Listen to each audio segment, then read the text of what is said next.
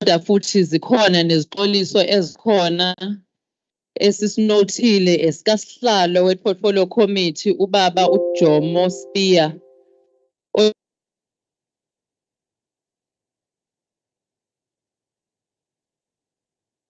onenkinga ngaka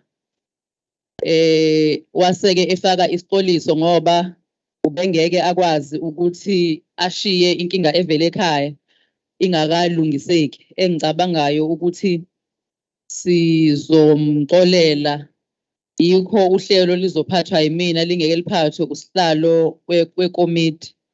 Ebengicela ukuthi laba abasazama ukuthola iti balenze ngokukhulu ukuthula bese bajoyine lezihlalo ezingasemuva njengoba besishilo ukuthi sizozama ukuthi sibekeke ngemuva. Ngicela ukuthi ozakwethu esisuka nabesishaya umthetho bazame ukuthola ezinye izihlalo ngoba ngiyabona ngazi ukuthi kuzogcwala.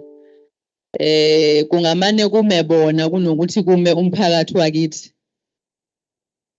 We want to request ukuthi siqhubeke.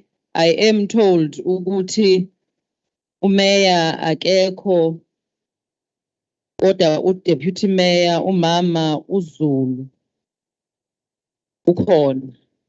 Ebese simcelile ukuthi akeze ngaphambili. Kodwa futhi uma ngabe comfortable ukuhlala lapha yasinankingi.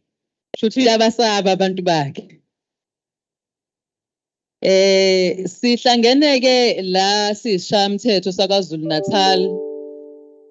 Siqhutshwa umthetho kwi-Constitution we-Republic of South Africa section 118 of the Constitution okhulumisa ukuthi uma ngabe kunemithetho eshawayo noma ecishiyelwayo kumele senze isiqinisekiso sokuthi siyawuphuma umphakathi wakithi okuyiwona othinta ngqo imithetho esuke siyishaya. Ngakho ke sila Umkhanyakude ukuzoqinisekisa ukuthi siyahambisana nesigunyazwe umthetho sisekelo wezwe njengoba sesishilo ukuthi okungu-section 118 womthetho sisekelo. Siyazi ke ukuthi kunemithetho eke yachithwa yi-Constitutional Court ngoba kuthiwa umphakathi yayingazange ibe ingxenye yokuthi ibeke izimvo zawo kuleyo mthetho. Ngakho ke asikwazi ukuthi sekukhona into ekhulumisa i-decision of the Constitutional Court bese nathi singakwenzi ekumele sikwenze njengesishaya umthetho saKwaZulu-Natal. Kukhona ke ibhili ekhona phakathi kwethu ethintana ngqo nabantu abasekuhlaleni ebizwa nge-Housing Consumer Protection Bill ekuyiyona ke esilethe la ngoba siyazi ukuthi uma ngabe kuthinta into ekhulumisa izindlu, it's either singabakhi noma yithina esakhelwa izindlu. Ingakho ke kubalekile ukuthi sinibize ukuze nani nibeke uvo lwenu kulo mthetho ovivinywayo noma ohlengahlengiswayo okanye ozoqalwa phansi kabusha ukuze ukwazi ukuthi uvuleleke nezinye izinto ezizokwazi ukuthi zisilekelele njengabantu abasebenzisa lo mthetho wokwakha. Sizocela ke ukuthi uma ngabe uzokhuluma uzisho ukuthi ungubani wakabani, uhlala kweyiphi iwadi, komuphi umkhandlu, bese ke uyabeka ukuthi wena uvo lwakho lukweyiphi isection. Sisazomthula ke okuyena ozosithulela lo mthetho esiwulethela ukuze sazi ukuthi size ngani. Njengoba ngishilo ukuthi asizulenza uhlelo lethu lube lude. Sizolithula uhlelo lwethu ngesingisi ngoba okuyena okuyena owu-senior legal advisor wethu uzowuthatha through ngesingisi bese kuba khona ozowutolika ngesiZulu njengoba unjalo. Kodwa yonke le process asizuliqeda ihora kuyona isihlangene yombili. Senzela ukuthi ngoba kukhona nabasilalela emakhaya bakwazi ukuthi nabo noma kuthiwa bawoluphi ulwimi bakhaveke kukona konke sizobe sikwenza. Yingakho sizowuthula ngesingisi siphinde siwuthule nangesiZulu ukuze sonke siwuzwe ngendlela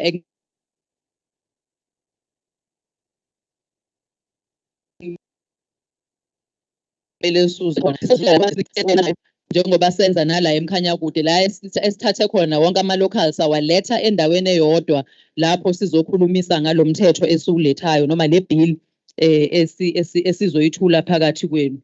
Ngizocela-ke ukuthi our senior legal advisor isondele ngaphambili okuyiyona ezongena ngqo ekutheni yini le esizoyithula engicabangayo ungithembisile ukuthi ngeke awuthathe more than 20 minutes ewuthula nozomtolikela naye ngokunjalo ngeke aze awuthathe more than 20 minutes esitolikela ukuze singahlali la kuze kushona ilanga.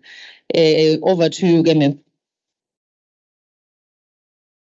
Thank you, Chairperson Sanbonani. Morning. My name is Monica Wilson. I'm a senior legal advisor, the Human Settlements Committee. And as the chairperson has said, this bill has been referred to us from Parliament, from the NCOP. And once it comes to us, we have to process it and get your comments. So I will take you through the bill, the English version. You do have a summarized copy of the bill in isiZulu. And if you look at the bill right at the back, something we call the memorandum, the last 3 pages of the bill, we have translated that. It's a summary of the bill. This bill, the bill emanated or started from the National Department of Human Settlements, together with the NHRBC. Those who are builders, you know about the NHRBC, which we are going to refer to in the bill as the council. So the reason they have referred this bill to us is they are proposing to repeal or to do away with the current bill that they have been using, which is called the Housing Consumer Protection Measures Act. I think the presentation that I'm talking to is the one that is being projected, so you can also follow it there. So the old bill was passed in 1998. It has already been amended about 3 times, but they're still finding that it has problems and difficulties. So the Department of Human Settlements, together with the council, are now proposing to pass an entirely new bill. That's the bill we are proposing to you. So the purpose of the bill is to regulate and to strengthen protection of housing consumers. It's also going to introduce effective enforcement measures, which means they are going to have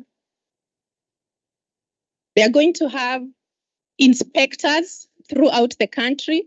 They are going to increase the powers of inspectors so that enforcement is going to be better. Then they're going to increase also the penalties.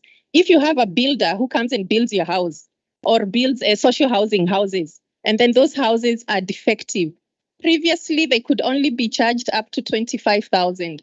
That penalty has now been increased up to 1 million. And also they can take up to 10% of the total value of the project as a penalty. So these are some of the things that they are introducing. And they will also be doing transformation of emerging or new builders. They have a fund that they are setting aside, which they are going to be using for training of small builders, emerging builders, youth builders, women builders. So there is a warranty fund that they are also talking about, which they are going to be utilizing. If we go to chapter 1 of the bill, it talks about definitions. And the most important thing to note what they have added is when we speak about a home, previously it was just about the home itself. But now it means it's a permanent structure which is occupied for residential purposes, but it also includes our RDP houses. Those are also going to be covered under this act.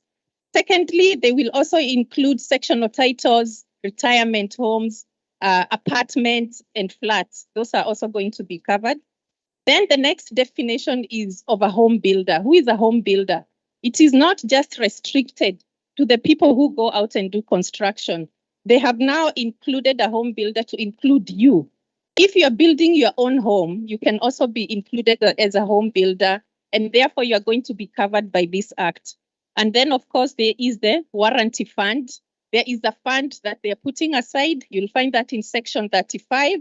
And that fund is going to be covering you. If you have been enrolled, you have enrolled your home when you start building.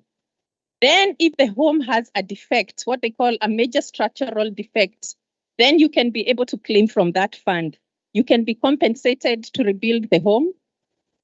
You can be compensated to rebuild that home. You can be compensated if there were defects and you had to move out of your home.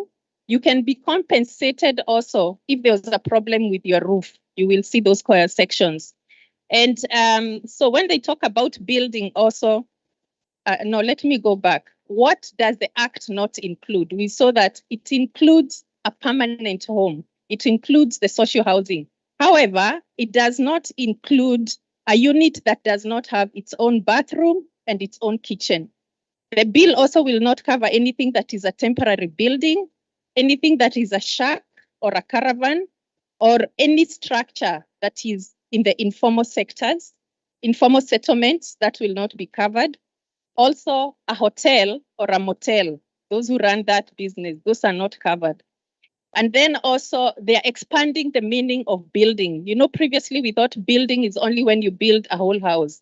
But now building is being extended to cover renovations. So if you do renovations, if you do alterations, or if you do extensions, and then if you have a builder doing that kind of work and you have problems, then you will be covered by this bill. The next important definition to check is major structural defect, because when you go to claim, you can't just claim for anything. They are saying it has to be for what is defined as a major structural defect, which means it's a very severe damage.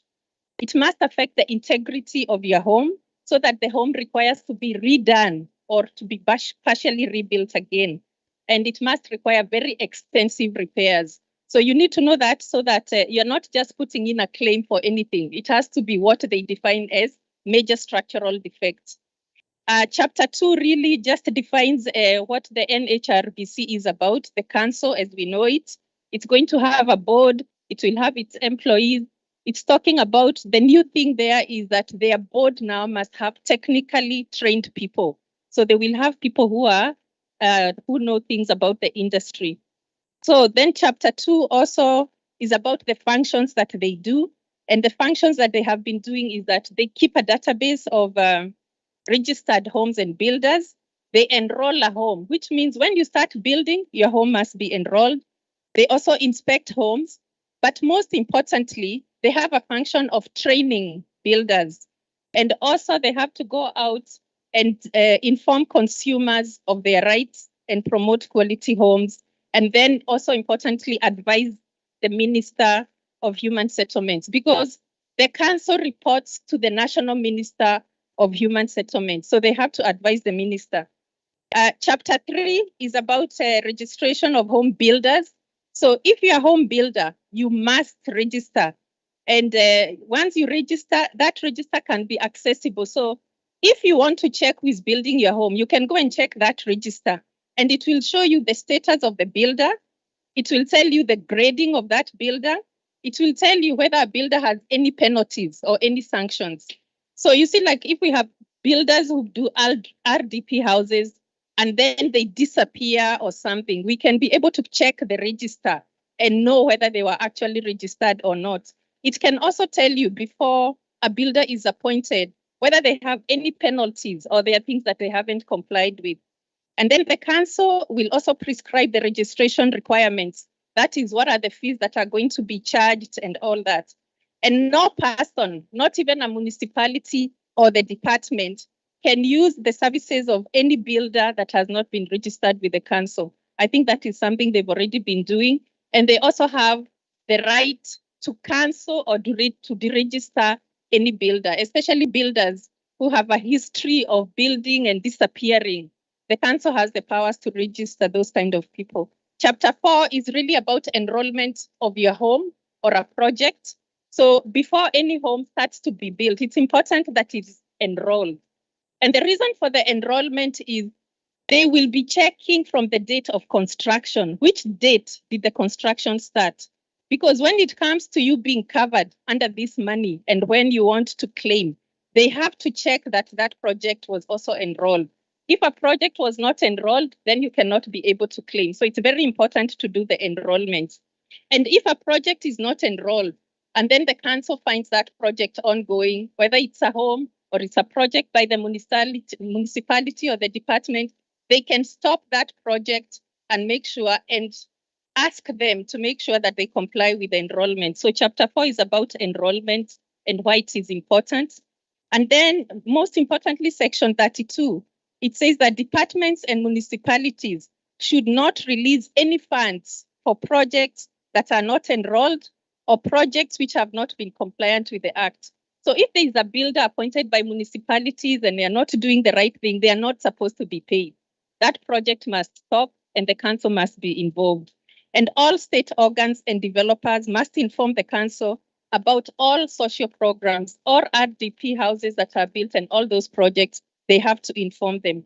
And also section 32 gives the MEC for the provincial department as well as the MMS in the municipalities the oversight role. They have to play an oversight role in ensuring that these things are complied with, that the project is enrolled, the builder is also enrolled, and if they are not working, that payment is not being done. Chapter 5 is really about the financials of this council. So the council gets its money from the fees that it charges to enroll either a builder or a project. But something new is that they are now also going to be getting money from Parliament. They will be appropriated money from Parliament. And the home warranty fund, which they also keep, if there is a surplus, if they use that warranty fund to pay people, and there is a surplus, then they are entitled to keep that surplus. And that surplus is what they have to use to do the training of emerging and upcoming builders. Then section 35 to 38 says that fund must be managed properly. And they have to appoint a fund manager who is going to check how that fund is invested. And they have to account for all this under the PFMA. Section 39 really is about the fees which are going to be charged by the council. Those fees will be gazetted so that if you are a builder, you can know what fees are going to be charged. The annual registration fees, the renewal fees, they will gazette all that. Section 40 is important because that is the one that speaks about what you're covered for. And it says that this warranty, it's almost like an insurance when you start building. If you have structural defects, you're covered starting from the date of construction plus 5 years from when the construction ended. Because I think previously it used to cover only from when you enter the house. So now they are covering you from when you start building. So if you start building and then you have problems with your builder, you are covered. You can then go to this council and you say, I'm having these problems, or he has stopped, or he's not complying. And then up to 5 years after that, you're covered. Then also roofs are covered. If you have roof leaks or there are any defects with the roof, you're covered from the date of commencement of the work and then up to 2 years after. They have increased it. It used to be only 12 months. So they have now increased it to 24 years. But inspectors have to be sent when the building has started so that they can check to see what defects are going on. The claim, if you want to lodge a claim or if you have any disputes, you can take it to the council and the council will try and find the builders and then enforce them to pay if there are any defects. The claims that cannot be lodged, there is an exemption. If the home was not enrolled, so if you did not enroll your home when it started to be built, you cannot then go to the council and claim. If the damage is caused by natural causes such as floods, lightning, fire, landslides, civil action, or if it has been because of poor maintenance or damage that is not related to the construction, then the home will not be covered. And then chapter 6 is important for those who enter into building contracts. It just tells you what you need to cover yourself in. Even if there is a main contractor who is enrolled and you are a small builder, a subcontractor, this section is giving you the clauses that you should include in your contract. Clauses especially about payments, how you should be paid, how you should claim. If there is a dispute, how you can go to the council to be assisted, because the council is going to have alternative dispute resolution, so that the dispute doesn't take so long to resolve or end up going in court. So chapter 6 is really about contractual matters and the contractual disputes and how the council is going to assist in adjudication of such disputes. Then chapter 7, they are introducing a committee called the Compliance and Enforcement Committee. Because previously, the council has been doing the registration, the compliance, and then they also do the disciplinary matters. And now they have somebody overseeing them, above them. And this committee can actually set aside any decision that is taken by the council can be set aside by this committee.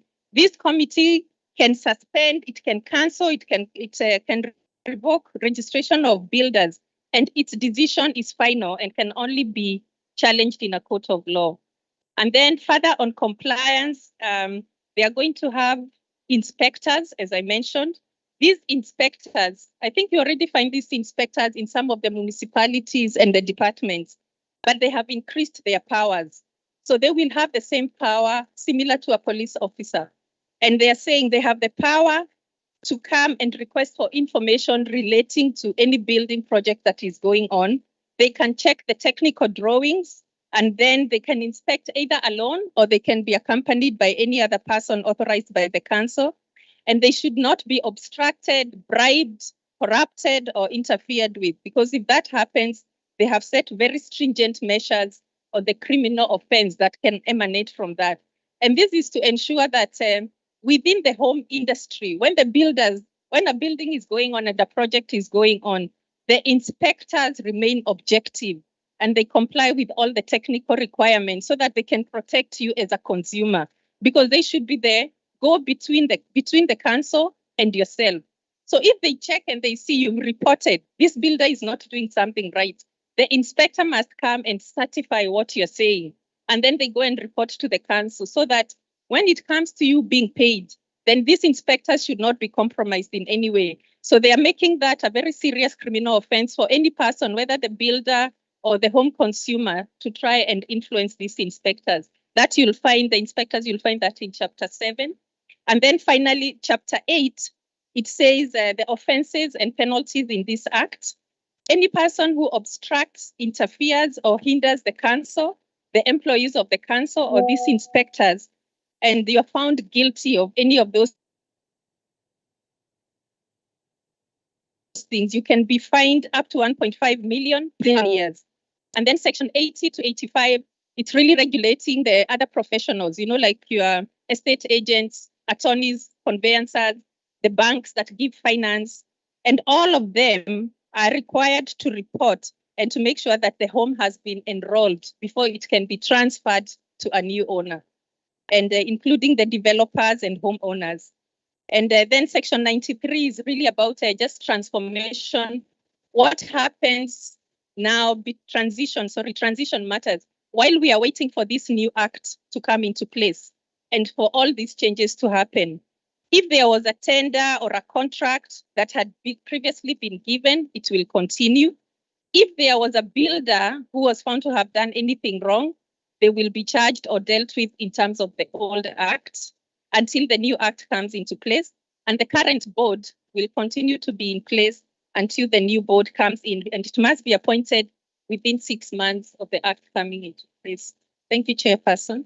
So at the end, my colleague is going to do the isiZulu translation.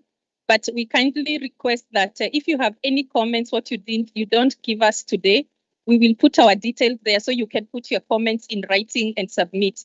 Also, those who are in the building industry and there are other people who are not here to listen, you can share with us our details so that they can send us their written submissions. Thank you, Chairperson. Thank you very much.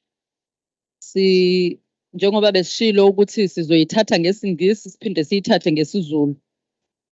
Kodwa-ke sitsheliwe ukuthi siqala umhlangano besine Jozini local municipality, umhlaba uyalingana local nomntubatuba. I just want to ascertain ukuthi i-Big Five ngabe sifikile yini? They are still on their way. All right, but of the four, we do have the three ekhona la endlini njengamanje. Sizocela-ke ukuthi umfowethu asithathe through kwi-Zulu version of the bill.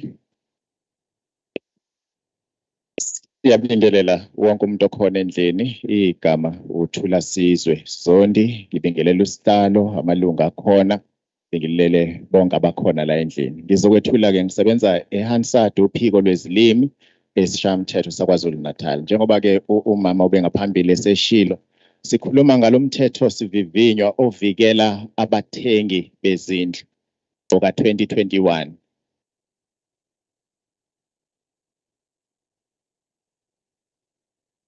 Injongo yalomthetho sivivinywa uhlose ukuchitha umthetho ovikela abathengi bezindlu lo ngunombolo 95 ka-1998. Lo mthetho waqala ukusebenza ngoJune 4, 1999 futhi kuze kube manje usuchitshiyelwe kathathu ulokhu ulungiswa ingxenye ezithile zawo. Ngakho-ke kokubili umnyango wezokuhlaliswa kwabantu kanye nomkhandlu kazwelonke wokubhaliswa kwabakhi bezindlu lokho esikubiza nge-National Home Builders Registration Council, lokho esizokubiza ngomkhandlu okwalo mthetho sivivinywa, babone iy'nselelo ey'thile kulwa mthetho lo ochitshiyelwayo ka-1998 ezinomthelelo omubi ekusebenzeni komkhandlu. Ingakho kuye kwadingeka ukuthi-ke kwenziwe lokho okubukezwa esixoxa ngakho namhlanje. Injongo yalo mthetho sivivinywa ukuvikelwa okwanele kwabathengi bezindlu, ukusebenza kwemboni yakha izindlu, ukuqiniswa kwemthetho embonini yokwakhiwa kwezindlu, ukuqiniswa kokuvikelwa kwabathengi bezindlu, ukubeka ijeziso noma unswinyo oluzwenqandu kwephulwa komthetho embonini yokwakhiwa kwezindlu, nangokukhuluma ngembuyiselo-ke yomthengi wendlu engathathwa enhlawulweni ekhokhwe umakhi wendlu uma kube nokulahlekelwa okuthile okube khona. Isahluko 1-ke njengoba umama eshilo la ngaphambili sinikeza iy'ncazelo zamagama ile kulo mthetho sivivinywa. Njengenkulumo ethi ikhaya, ukuthi uma kukhulunywa ngekhaya kukhulunywa ngani. Ushilo-ke wathi-ke lichaza isakhiwo esihlala unomphela esifanele ukuhlalwa abantu futhi esingahlanganisa izindlu zomphakathi, izindlu ezakhiwa ngama-project kahulumeni, ama-unit yezindlu, ama-unit ama-retirement home, ama-hostela, izindlu zokugcina izinto namagaraji njalo njalo.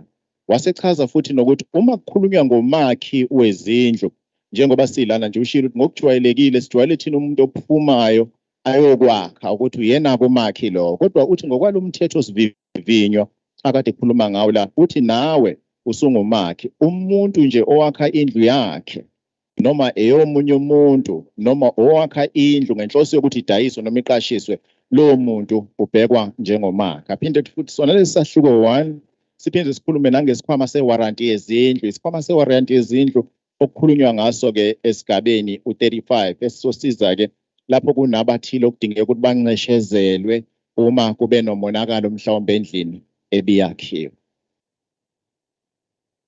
Waphinde washo-ke nokuthi-ke lo mthetho-ke ikuphi la ungeke usebenze khona. Lo mthetho sivivinywa uthi ngeke usebenze kuma-unit angenako lokho kuthiwa i-bathroom noma i-toilet nekhishi, kunoma isiphi isakhiwo sesikhashana, umjondolo, ilokho kuthiwa i-caravan noma ahamba nendlwana, noma isiphi isakhiwo esiyingxenye yemjondolo noma ihhotela. Uma kukhulunywa ngokwakha, lokho kuhlanganisa nokuvuselela, ukurenovate, ukufaka izinto ezithile, ukulungisa, nokushintsha izinto ezithile. Uma kukhulunywa ngenkinga yesakhiwo, zisho inkinga ezinkulu, inkinga zesakhiwo ezinkulu lokho kuthiwa ama major structural defects. Zihlanganisa inkinga ezinkulu engaholela ekutheni kube nomonakalo omkhulu kulelo khaya futhi zidinge ukuthi leyo ndlu iqalwe phansi noma ilungiswe engxenyeni ethile noma idinge umsebenzi omkhulu wokulungiswa. Isahluko 2 sikhuluma nge-NHBRC le ebizwa ke kulomthetho sivivinywa ngomkhandlu. Umkhandlu kazwelonke ukubhaliswa kwabakhi bezindlu ozoqhubeka ukhona futhi ulawula njengomkhandlu kazwelonke ulawula ukwakhiwa kwezindlu lokho phecelezi okuthiwa i-National Home Building Regulatory Council. Ibhodi iyona ephendulayo ngokwe-PFMA. Umkhandlu kumele uyimele geqe futhi ubike ngongqongqoshe ngokuvumelana ne-PFMA. Isigaba 6 kuya ku-20 sikhuluma ngebhodi, inkathi yaso yokusebenza iminyaka emithathu, iziqu zamalungu ebhodi, imihlangano nabasebenzi bomkhandlu.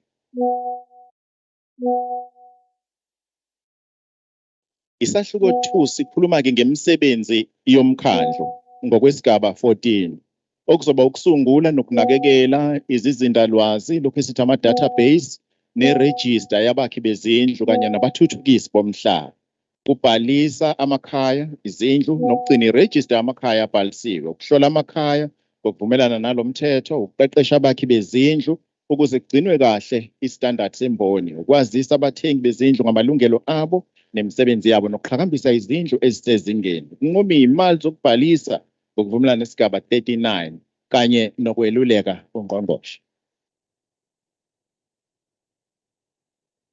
Bese ke isahluko 3 sona sikhuluma ngokubhaliswa kwabakhi. Kuthiwa uma umakhi nje kufanele manje ubhaliswe ngokwalomthetho sivivinyo. Isigaba 23 sithi umkhandlu kumele usungule futhi ugcine iregister yabakhi bezindlu nabathuthukisi bomhlaba. Leyo register kumele itholakale futhi iveze isimo sikamakhi, kuhlanganise igrading, isijeziso noma unswinyo nanoma yimaphi ama-claims lowo makhi anawo. Bese isigaba 25 no-26 sithi umkhandlu ozosho izinto ezidingekayo lapho kubhaliswa, inqubo nezimali ezizokhokhwa, uphinde futhi usho namazinga e-grading system nezinto ezidingekayo. Akunamuntu noma uhlaka lukahulumeni olungathenga amasevisi kumakhi wezinto uma lowo makhi engabhalisiwe. Umkhandlu ongakhansela noma umise ukubhalisa, lokho ke kushiwo esigabeni 27. Isahluko 4 sikhuluma ngokubhaliswa kwamakhaya lapha ya esigabeni 29. Inhloso yokubhaliswa kwezindlu isiza umkhandlu ukwazi ukuthola amakhaya, amaprojekthi nentuthuko ukuze kuhlolwe futhi kufakwe ama-claims, ukusiza umkhandlu ngocwaningo. Isigaba 30 sithi amakhaya kumele abhaliswe ngaphambi kokuba ukwakha kuqalwe, kuvezwe izinsuku zokwakha, umakhi noma iziphi ezinye izinguquko. Umkhandlu futhi ozosho imali eyikhokhelwa ukubhaliswa.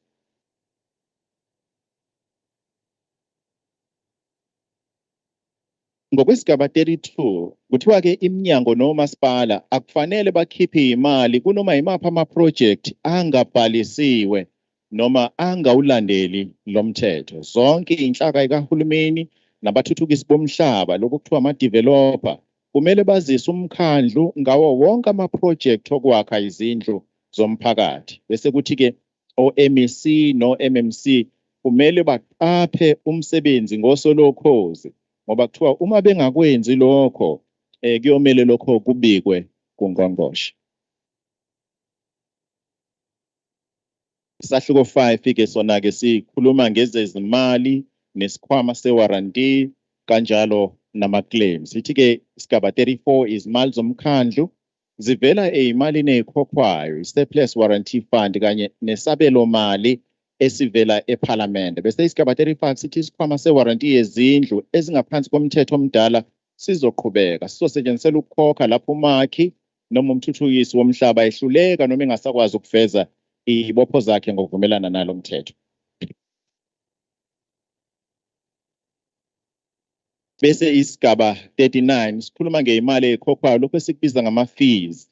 Ithi imali ekhokhwa kanye ngumakhi noma umthuthukisi womhlaba lapho efaka isicelo sokubhalisa, imali ekhokhwa ngonyaka ngumakhi noma umthuthukisi womhlaba lapho kuvuselelwa ukubhaliswa, imali yokubhalisa ebalwa ngendlela enqunywa umkhandlu nanoma yiphi enye imali ekhokhwayo egunyazwe umthetho wenqubo. Sithi ke lokhu ke kudingidwa esigabeni sika 39 phansi kwesihlokwana esithi izimali ezikhokwayo. Sahluko 5 lapha esigabeni sika 40 sikhuluma ngewaranti yenkinga yesakhiwo kusukela ngosuku lokuqala kokwakha bese kuthatha iminyaka emihlanu ngemva kokuba ukwakha sekuphelile. Uma futhi uphahla kutholakala ukuthi liyavuza kusukela ngosuku lokuqala kanye neminyaka emibili ngemva kokuphela kokwakha kuyokhava lo monakalo njalo. Abahloli kodwa kuqala kumele bahlole ukuthi baqinisekise ukuthi ngempela uma kuthiwa kunama defects noma yinkinga kuleso sakhiwo zikhona ngempela yini, labo ke o inspector ke. Lokho siyakuthola lapha esigabeni sika 40.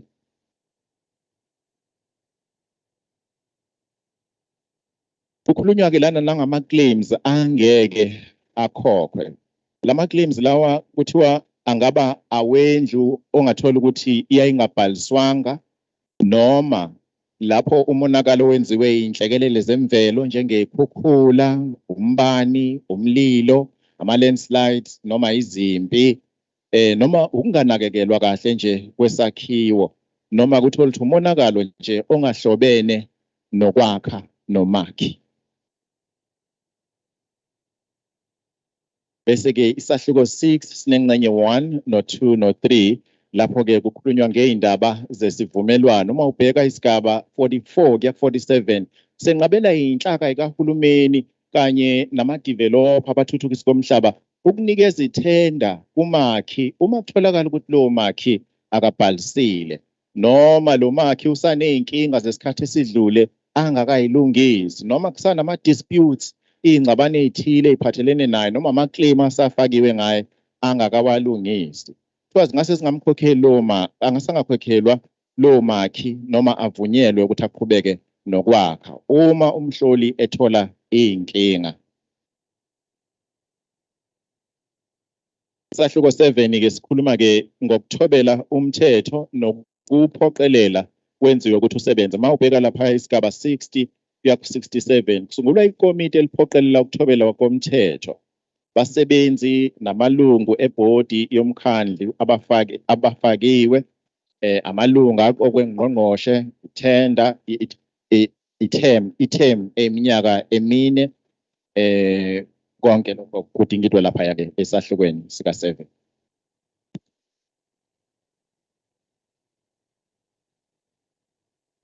Bese ke isahluko 7 sikhuluma ke ngo-inspector noma abahloli okuyibona abazohlola uma kuthiwa kuneyinkinga ezikhona kwenziwe uphenyo baqinisekise ukuthi ngempela ke zibe khona lezo yinkinga mhlawumbe umthetho ulandeliwe ulandelanga ibona bawuqinisekisa konke lokho. Futhi ngokwalomthetho osivivinywa ke esikhuluma ngayo namhlanje bathe ukunikwa amandla athe xaxa manje ukuqinisekisa ukuthi umsebenzi wabo bawenza kahle. Futhi uma kutholakala ukuthi khona umuntu ozama ukubagwazela labo inspector okuvela la kuthiwa ke isijeziso siyoba nzima kakhulu. Bese lapha isahlukweni 8 kukhulunywa ngamacala angasenziwe nejeziso ukuthi ke ziyoba yini kulawo macala nanoma iziphi ke izinguquko ezingase zibe khona nokuthi njalo ngokwesigaba 80 kuya 85 kuthi lapho abameli behlela besiza endabeni yokudayiswa kwezindlu fanele uqinisekise ukuthi leyo ndlu ibhalisiwe yini bekuyindlu ebhalisiwe yini ngaphambi kokuthi idayiswe. Siyabonga kakhulu ke lapho la umama igcina. Siyabonga kakhulu. Engicabanga ukuthi umbuzo nje wokuqala ozoba khona ukuthi ke kulezindlu esizakhayo thina la emakhaya uzosi-affecta kanjani. Ngicela nibe ready ngawo. Ngiyacabanga ukuthi siubambile ukuthi bebesithulela bethini umfowethu nodadewethu. I am informed ukuthi sinomhlonishwa uLusiwe Ngubane kanye noZipho kaMavuso who have joined us on the virtual platform, but also ngihletshelwa umama uTJ ngapha eduze kwami ukuthi we note the apology Mamu DM we understand the situation. Usangihlebele and I understood. Siyazwelana nawe kakhulu mama. We are then going to move forward sithathe izandla njengoba besishilo ke ukuthi uma ngabe sithatha izandla uzuzisho igama iward imasipala osuka kuwona bese ngoba siziphethe iziqeshana ezikhulumisa kabanzi ngale bill esithulayo usho ukuthi ke ukhuluma ngaphezulu kwamuphi ofuna mhlambe ukuthi ucommente ngawo noma unezezele kuwona ngendlela obona ukuthi ngokwakho njengomhlali wasemkhanyakude ungakulungela. But also engicabangayo ukuthi okubaleke kakhulu okukhulunyiswa ile bill ukubaleka kokuthi uma sakhelwa noma ngabe kuthiwa sihleli kweyiphi indawo sakhelwe abantu aba-registered ukuze uma ngabe kuba nezinkinga endlini noma uyithola umuzi ungakhekanga ngesimo ekumele ngabe ngendlela ekumele ngabe wakhiwe ngakhona ube uvikeleke umthetho. Ilokho okuzanya ukuthi kwenziwe ngoba isikhathi esiningi uthola ukuthi ufike wakhelwe indlu noma wakhe indlu bese ungakhokheleki ngendlela. Wakhelwe indlu isale idilika. Ungabi nayo indlela yokuthi ngokusemthethweni ungayenza kanjani ukuthi umakhi wakho umthathele izinyathelo ngokwezomthetho ngoba wakhelwe umuntu ongabhaliwe phansi ongenazo izitifiketi. So ke kubalekile ukuthi just before umuntu aqale ukuthi athi uyakha akhelwe ngempela umuntu aziyo ukuthi makukhona inkinga evelayo endlini uyazi ukuthi umuntu ozokwazi ukuthi umthathele inyathelo ngoba umuntu onesitifiketi esimgunyazayo sokuthi angakha indlu. Zimoshekile ke imali zabahlali bakhelwa abantu abangabhalisiwe bese bangakwazi ukuthi yini abangayenza noma bangathatha ziphi inyathelo zokuthi umuntu akwazi ukuthi abe accountable for into asuke yenzile. Sizothatha ke izandla ezikhulumisa ngalomthetho esiubekayo.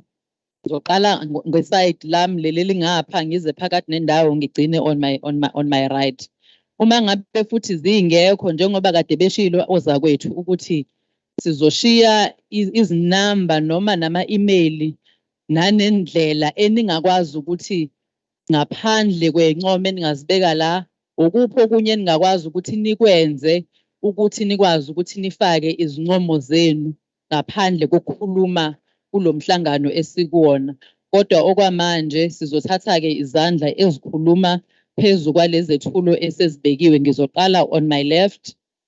Uma zingekho khona ubhuti ongapha, you will be my number 1. Ubhuti ole emuva, you will be my number 2. Umfowethu with the green top, you will be my number 3. Siyaqeda ngapha kuleli side elika left ne. Ngizocela ukuthi ninikeze imic kubhuti lo ongali ofake i-top emnyama.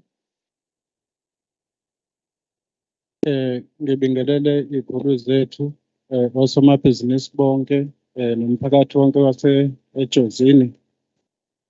Umjayilo uJabulani kaKhumalo eMtuba Ward 6.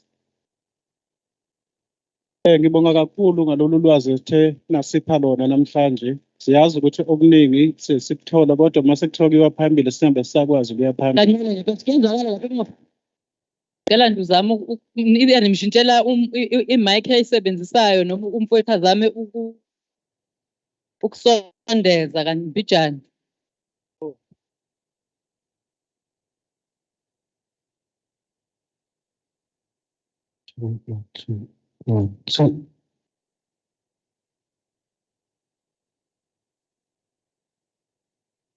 Hayi bengisaba ukuthi izongena emlonyeni.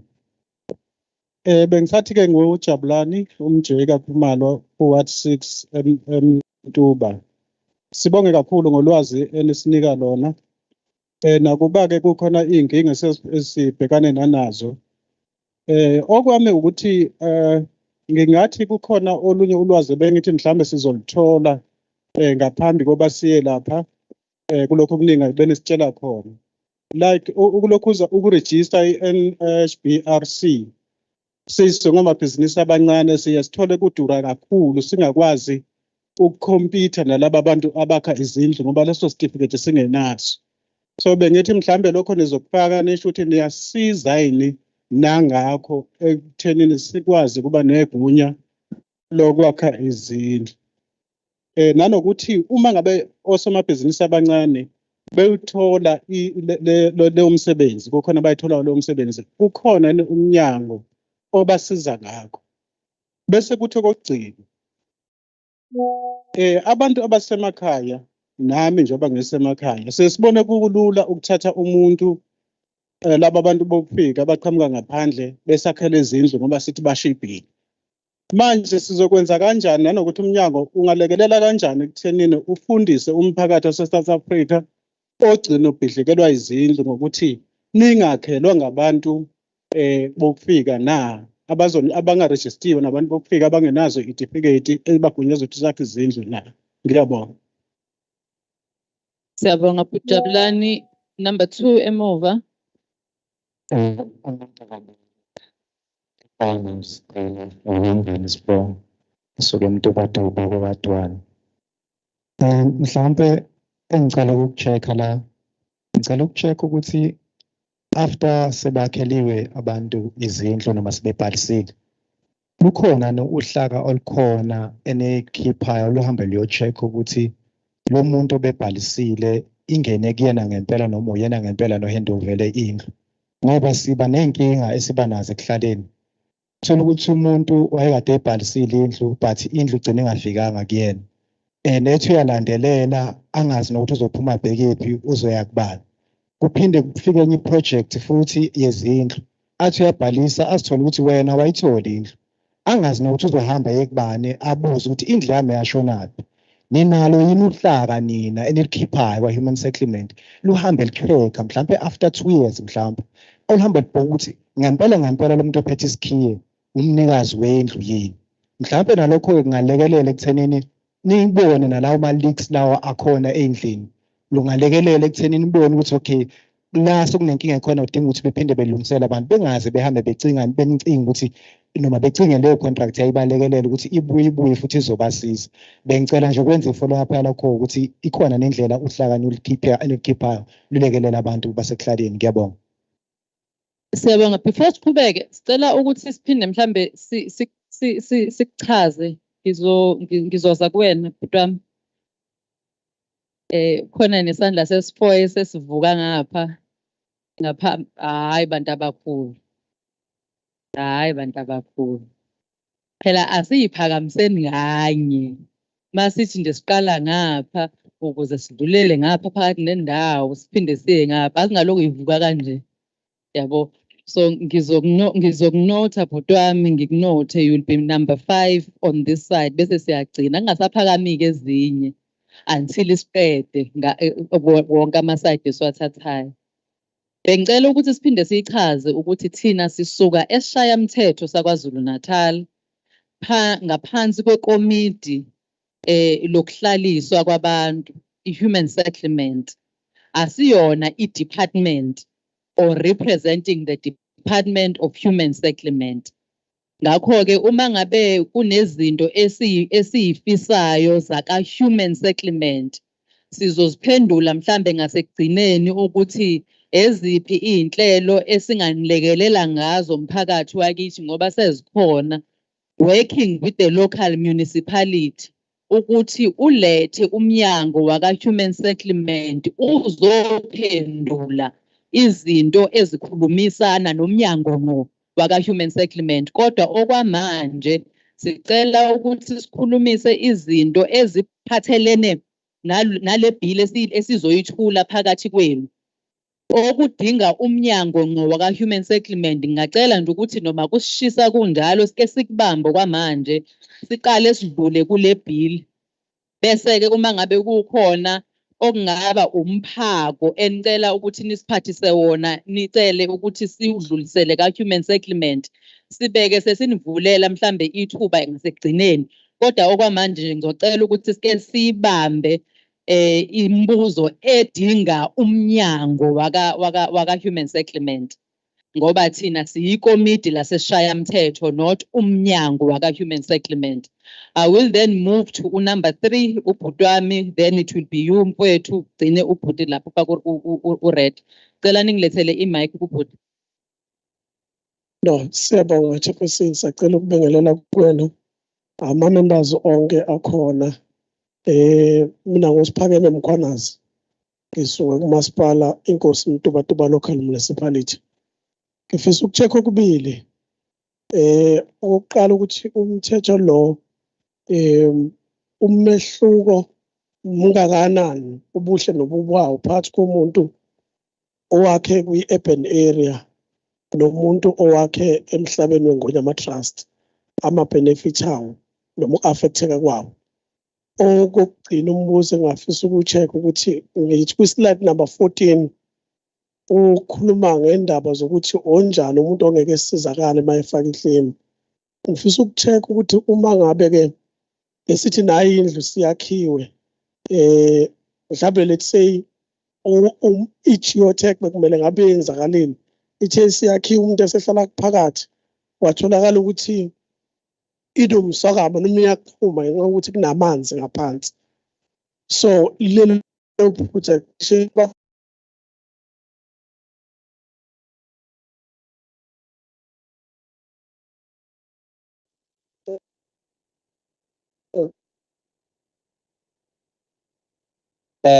Angibingelele bese ngithokoza ukuthola leli thuba hlalo amalunga akhona wonke esinawo endlini Themba okamthetho lo lapha na eward 1 la engisuka khona ngaphansi kwe Inkosi Mtubatuba Municipality. Ngizwakalisa nje ukubonga mangibona iParliament likithi lize kubantu ke namhlanje. Kodwa nje nginakho ukuthuka ngoba phela thina njengabantu abamnyama kakhulukazi eindaweni ezisemakhaya mase kuzokhulumeka ngokuthi kuzodingeka ukuthi eindaweni esakhe kuzo mhlambe kube nokubheka. Mina nje ngazi ukuthi mangifuna ukwakhelwa funa ngithola umakhi lapha emakhaya ngimqashe angakhele ngingabheki lutho okuningi okubhalwe phansi ukuthi yena ngabe uregistiwe yini ngokusemthethweni. Kodwa engifuna nje ukuchecka nakubahlalo sushilo ukuthi nina njengamalungu eParliament noma nisuka eParliament umnyango lo anisiphathele wona. Kodwa nje bengifuna ukuthola la ekuthenini okwesibili maniza ngiyayicelela ukuthi niphathe phela iminyango kuze sizobuza kuyona nje ngo lokho esifisa ukubuza. Njengami nje ngisuka lapha eward 1 endaweni enengxenye nje enganazi izindlu zomkhaso ngoba kade nje kunemvula ngingene yonke imizi ngibhalisa sibone ukuthi sinethwe sonke. So siyajabula ke mase nifikile ngoba lokho kuzinkomba zokuthi thina kade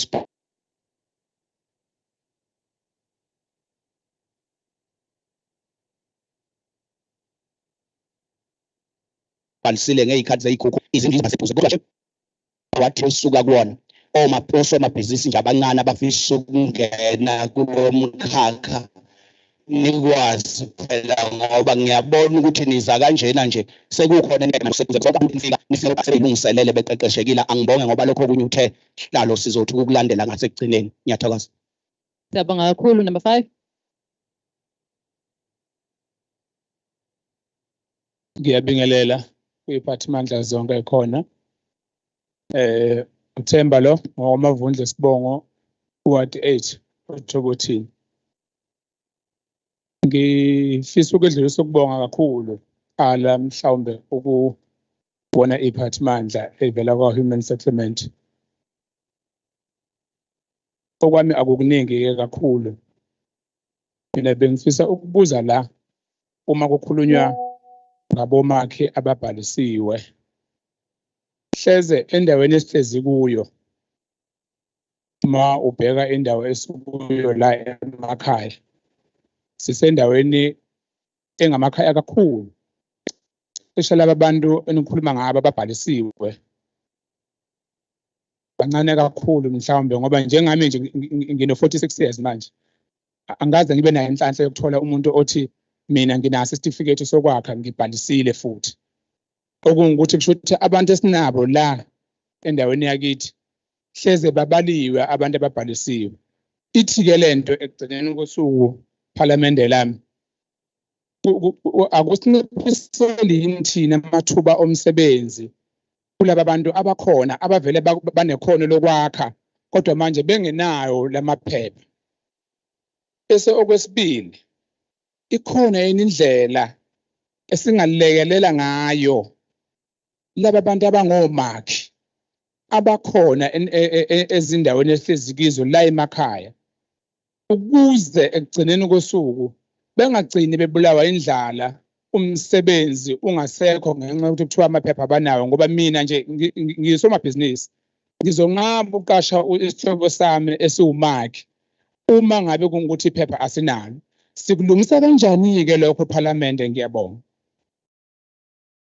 Siyabonga ngoba ngizwile ukuthi ukhona usekela meya ekune-LED emkhandlwini engicabanga ukuthi njengoba nathi sibhala naye uyabhala ngoba ezinye zibathinta ngqo bephelele la imkhandlu ngokuhlukana kwayo. Ngizomuvela kule row ephakathi nendawo ngizothatha izandla ngapha ngaphambili. Number one, number two, phezulu baba. Oh yeah, so number three, number four, number five, number six. Emove. Ngizocela size ngapha ekuqaleni.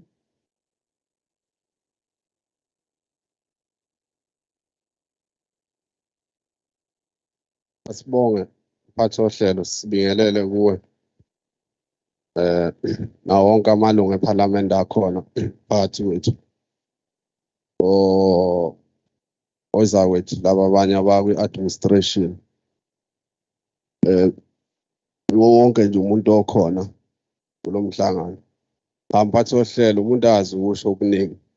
Cela uqale ngegama nomasipala. Uzoqala ngokuzichaza. Igama nguSandile ngowaSibiya eWard 10 ngaphansi komasipala waseJozini. Umuntu sihlalo ufisa nje ukuthi amukele ukupropose ukuthi kube khona ushintsho emthethweni. Isizathu salokho ukuthi sonke siyazi ukuthi imithetho eminingi eNingizimu Afrika yayikhandwe ngalezi azikhathi zakudala and izinto ziyashintsha isikhathi nesikhathi.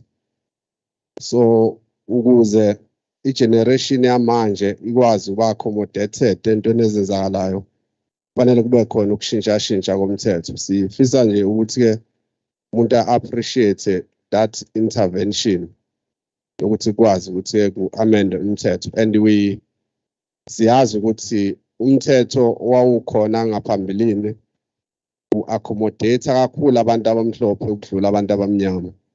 So by izinto that have been presented here ziyasho ukuthi kuningi okuzokwazi ukuthi-ke kubenefitwe abantu bakithi, ikakhulukazi la ekuthenini abantu okufanele ba-inspect kufanele kube abantu aba-registered and kube khona indlela ukuthi bakwazi ukutracewa so that uma kwenzekile kwakhiwa izindlu zagcine zibe sesimeni okungasiso isimo esi-right, abantu akade benikezwe responsibility yokuthi-ke bazi-inspect bakwazi ukutholakala and nabantu akade bakhelwa izindlu bakwazi ukuthi ekugcineni balandelela ukuthi basizakala kanjani. Umuntu want to appreciate that. Siyabonga kakhulu mphathi wohlelo, si-support uku-amenda komthetho. Thanks. Siyabonga. Number two. Angithokoza ukucosha ithuba. Igama lami nguthokozana ngomlambo ward councillor waseJozini endaweni yakwaJobe. Okutshala ngicela uku-check ukuthi ngoba ngizwa ngathi kuthiwa umthetho sivivinywa kuseyibhili. Ngabe senigcinile ukubuya noma nisazobuya webha kuzoya kahle kuma level mhlawumbe bendaba ezithethe isayinda zasemakhaya abonda bezitha ugcine kufike lapha phansi kuna ubona abantu abasakhela bangomake. Uma ngabe nithi vele senifikile nasibona thina. Kuba ngathi senibone wonke umuntu emkhanya ukuthi manibone ethini. Ikhona nelinye ithuba elithenini nidlulisele ukuthi thina esisele ugcine kuyofika emakhaya alomthetho sivivinyo. 2 ukucheka-ke into ethi labantu eniyobalekelela uma ngabe nakho umakho sewakhile kanti akarejistile. Ninalo nithuba lokuthi bathole ikhono nilekelela iy'nkampani ey'rejista omakhe na abasemakhaya. Bese nilandelela ukuthi ngenze isibonelo mhlawumbe kune project ekhona kwa-10 elida human settlement izindlu. Before kuqala abantu abazokwakha kulezo zindlu kuqale kulabo aba-around kodwa abarejistile na. Ngiyathokoza. Siyabonga. Number 3. Okokuqala ngicela ukubingelela okhulumayo uDonald Khumalo uyikhansela lapha eJozini. Okokuqala nje ngifisa use-proposile usibiya la futhi ngiyayiseka le bill. Ngithi ngiyiseka ngenjalo le bill but ngifuna ukusho ukuthi ngibona ngathi siqale ngalokho okufanele ngabe sigcine ngakho lokho. Nisifake enkingeni minyango kumbe komiti laseParliament ukuthi sakhe izindlu emakhaya ngendlela esakhe ngayo ezingeke emthethweni. Ngoba ukube lokhu naqala nakuletha before ngabe sakhe izindlu ezi-credible ukuthi sakhe izindlu ngempela sakhelwa abantu aba-right. Ngoba abantu abasakhele abakade bengenazo certificate abanazo namanje. Lo kade kusho ubhodi lapha ukuthi le certificate nje lesi selokho se-NHRC siyabiza nje okokuqala nje sisodwa nje ungakaqala ukuthi ufuna ukwakha indlu. Ususitholile ke le certificate ke besiphethe ngwankulu ke vele. Laba awumakhi bethu nje kulezi ndlu esilala kuzo thina ziyaconsa zinakho konke lokho enikushoyo. Kodwa nina nasifake enkingeni ukuthi size silale kuzo ngoba ukube kwaqala lokho esikhuluma ngakho manje. Ukuze sikwazi phela ukuthi nathi mangabe indlu iconsa sikwazi ukuba bafake emthethweni laba bantu. Angisakwazi umfaka emthethweni lo muntu abanye sebahamba njengoba kade esho mina ukuthi abanye basuka ngala ko-Mozambique. Usho laba basuka ngale banama-skills bafike basitshela banama-skills bese uvele uyamthatha ngoba cheap. Kade kube kwaqala lolu hlelo ngabe si-right lapha emakhaya. Yabona ke ngapha enisuka khona kuma-urban areas kuyenzeka lo enikhuluma ngayo. Kodwa thina ngapha emakhaya kwenzeki ngoba ufike ubone nje umuntu umqashe akwakhela indlu kuphele kanjalo umnika imali yakhe ungasamkhokheli niyalo efuna le mali yakhe ukuthi wena usakhokha. Ngoba ngeke usamise emthethweni oba kanaso le certificate. So ke ngithi kodwa ke le bill le ngoba ilungiselela abantwana bethu abezayo siyayamukela ibill le engikhuluma ngayo ukuthi ngiseka usibiya njalo ngalamazwi ukuthi siyayamukela kunjalo kodwa nje ayinisimazile kakhulu ukube kuyenzeka ngabe sithathela nina inyathelo zomthetho kuqala singakabathatheli laba basakhela lezi ndlu eziconsayo njengamanje. Siyabonga kakhulu kodwa ke ubaba uKhumalo uzokhumbula ukuthi ngale ngathi kuqala kushiwo ukuthi kurepealwa umthetho kade uvela ukhona. Manje senzile isiqinisekiso sokuthi lo sesiwupropose manje ukuthi ube khona ube nenyama eningi kunalo kade hayi ukuthi ubungekho wona ubukhona. So thatha number 4. Sanibonani. Ngibingelele abafowethu lapha neParliament lonke nama-official lapha nozakwethu mama umeya amakhansela ami Umkhanyakude siyanibingelela. Cha Ngiyabonga kancinane ukuthi uzungifikela kwelakithi. Sibonga kakhulu Ntombazane ukuthi iPhalamende ke liphume nje. Lize kubantu uzoqala ngokubonga. Ukhona lapho ngithinte khona. Konje mawami umambani. Ngizosho nje egane yami awuzukuhlebela. Ulokhulumayo ulina. Ulina wakwaNkosi Sibonga. Washo njalo ubaba hayi umama. Ngingangibuzi. Uyazi uNtombazane. Ngingathi 7 mfowethu. Anginalo napha abangikhulumisayo. Uwathi 7 lona isigodi kuthiwa kusemaphaya. Cha Nkosi bafowethu siyalalela yonke into enikhulumayo.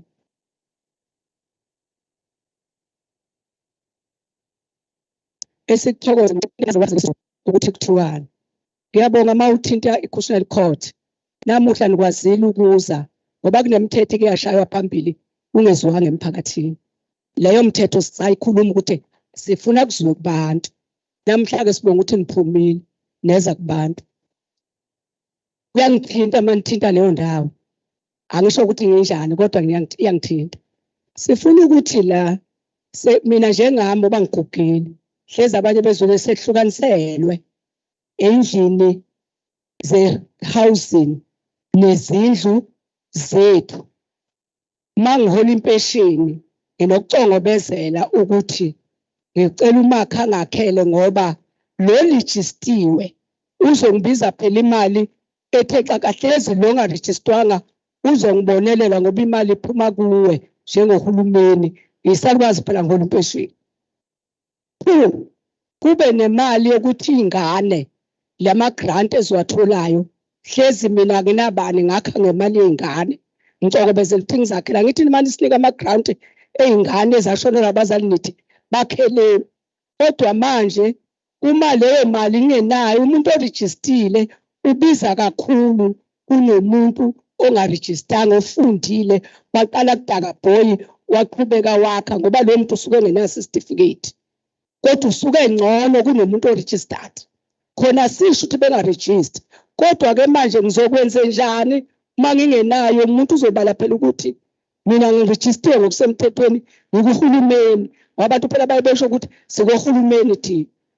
Lento ke esiyona esikhulumayo bafowethu sithi sicela ukuthi nisibhekelele noma nithi abantu akufuna baregister la benizobaqasha mawuhousing ekhipha i-development ukuthi kwakhelwe izindlu zolezi siyesiphiwe zona uhulumeni noma kodwa ngibona ukuthi nezethu ngoba nazo ziyawa silozo kusimele bawucova kabi. Ngakho ke sicela ukuthi kuleyo ndawo kukhona abantu abakwazi ukwakha bengenawo amasikeni noma certificate. Lowo muntu wakhe original yendlu isubstitute isusa phansi ayibeke phezulu yaze akhe ngisho i-upstairs. Labo bantu bazokwenziwa njani ngoba banayo i-certificate. Njengoba esho nje umphathi wami la athi bakhona sihlale endlini ezakhiwe ngabantu.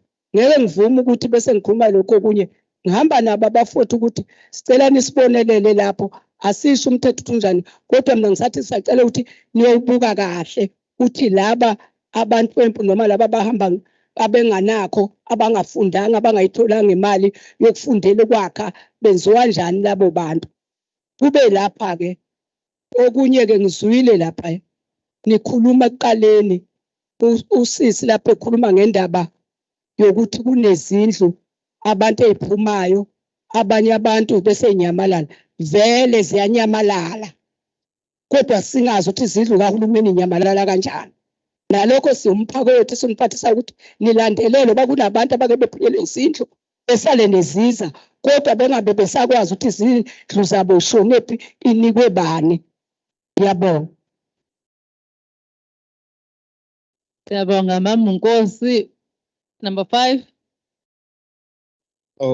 Ngizosuka ngikubingelela ihambe zethu nomkhandlu wonke nje khona. Angeke ngande ngakhona ngoba sibaningi isikhathi mhlambe singana. Cha nobingelelayo uMdumiseni wakwaZondo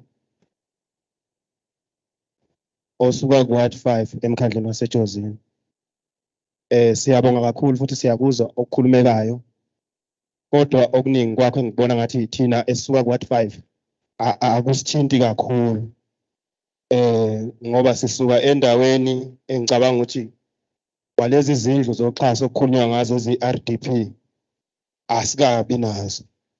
Futhi asazi ukuthi siyoba nazo nini ngoba kade basayibhaliswa kodwa singakhelwa zona. Ngicabanga ukuthi nalezi eyiwayo esinazo vele esizakhela thina ngodaka ngoba ngeke uzuqasha umuntu azokwakhela indlu yodaka. Kodwa amandla akho mayethi khanda indlu yodaka uzokhanda indlu yodaka ikuwele leyo ndlu yodaka uphinde uqhamuke bona ba disaster bekunikele lelo tende limhlophe bakushiye nalo lize lidabuke uphinde uphume futhi wakhe indlu yodaka. So ngiyabonga kakhulu ngoba lokho lo mthetho abasivezela wona uyasichushisa ukuthi mhlasa athola amandla sesi-afforda mhlawumbe ukwakha izindlu ezisezingeni kuyofanele ukuthi yini okufanele sikubheke. Kodwa kwamanje njengoba sikulesi simo esikuso sikhuluma nje thina kunemisi njengoba izulu lana ewile kumanje abantu bakhona balala ematendeni asadabuka. Mhlambe nomeya ophethe la eJozini uMathe uyazama ngemali esingasinaka ukuthi uyithathaphi ebakhele laba babili abathathu. Kodwa nje uWard 5 usenzima kakhulu ukuthi sibuka nje lo mthetho enubeka ukuthi kusenzima kakhulu kithi ekamakhi nje lo semthethweni sahlulwa uku-afforda lo ngeke emthethweni ngoba thina sizakhela izindlu zodaka silale ezindlini zodaka siwelwa izindlu zodaka. Siyafisa ukuthi umnyango njengoba usukhona noma besho ukuthi laba abaqondene nezindlu ababaphethe besiphathele lo mphako ukuthi cha nathi ku-Ward 5 siyayidinga izindlu zoxhaso bafowethu savota sesiside lesi sikhathi. Makuwukuthi mhlambe zikhona la ibhajwe khona ngoba bake basibhalisa zabuya futhi namaphepha ababesitshena vele amanye amagama abanye abantu amanye engaveli kodwa singazi ukuthi awaveli kanjani. Cha makuthi zobe bakhona abanolwazi siyafisa ukuthi besibheke kanti la ku-Ward 5 khale enyonini njengoba kusekufika izinto ezinhle kanje abakwakhelwa omakha abasezingeni ababhalisiwe. Thina siyokwazi kanjani ufinyelela lapho ngoba sisahluleka ukubona nje indlu e-RDP kule ward yethu. Ngiyabonga. Ngiyabonga number 6 usemuva. Haya sizobuya ngaye ubese emuva uma ngabe khona esinye isandla esingapha sobo number 7. Ngibingelele iParliament. Ngibingelele amakhansela khona kule ndawo. Ngibingelele ama-ward committee. Ngibingelele umphakathi okhona. Uphindile thethwayo lo eMtubatuba ongaphansi kwamasipala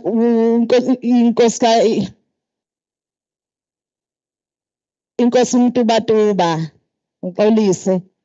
Nginombuzo nje owodwa engicela ukubuza ukuthi lo mthetho ubabekaphi laba bantu abanezindlu ezakhiwa kuqala bangena kuzona kwathiwa iphasile kodwa lezi zindlu zibe zakhiwe ngo-asbestos. Okunamhlanje lezi zindlu seziyavuza nje uma kunelanga ziyaqhuma uma kunemvula ziyavuleka ziqhume. Bengicela ukubuza ukuthi bona babekwa kuphi ngoba sekufanele ukuthi balala phandle. Ngiyabonga. Ngizocela ukubuyele ukuze la kuma wokugcina in this row.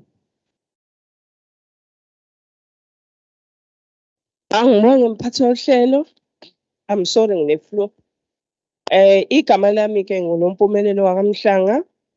Ngiphuma ku-Ward 7 eJozini. Okubaluleke kakhulu ebengicela nje ukuthi bandla ngithole ukucaciseleka kukho. Mangithi go through ibill ngibona kahle ukuthi laba bantu abahlala ku-informal settlement yebo bangabakhi base South Africa but ngibona le bill ingabakhavi bona.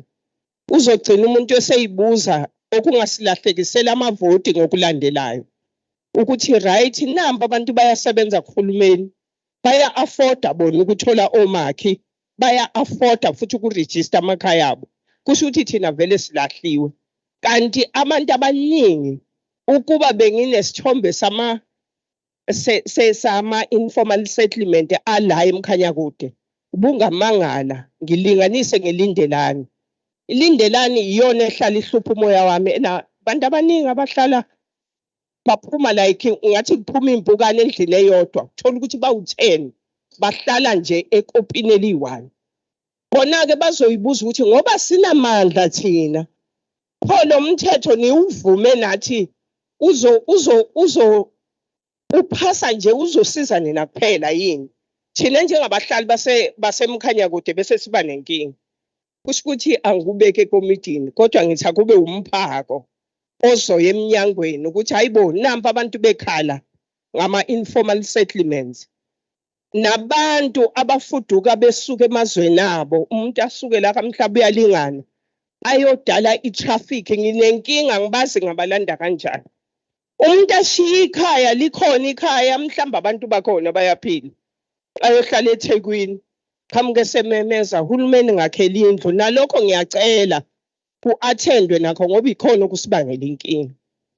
Sengigcina ke eminyangweni mina ngiyabonga ingakho ngingale ngokuthi akube kubi ama informal settlement.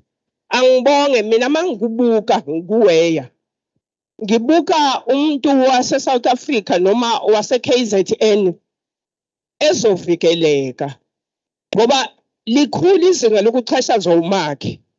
Ufika uthenga imaterial yakho ebizayo phela heavy tiles akuqhekezise yona uyilahle phansi uyithenge ngemali 150,000 uzoyilahla phansi nje ngomuntu okubiza u5,000. Mina ngokwami bengithi khona ku right kodwa ngikhala nani ngalaba abangenawo amandla okuthenga okuqasha umakhi osezingeni. Ngiyabonga. Siyabonga ma. Sizomova to Leroy ngapha ngizothatha izandla uma zikhona.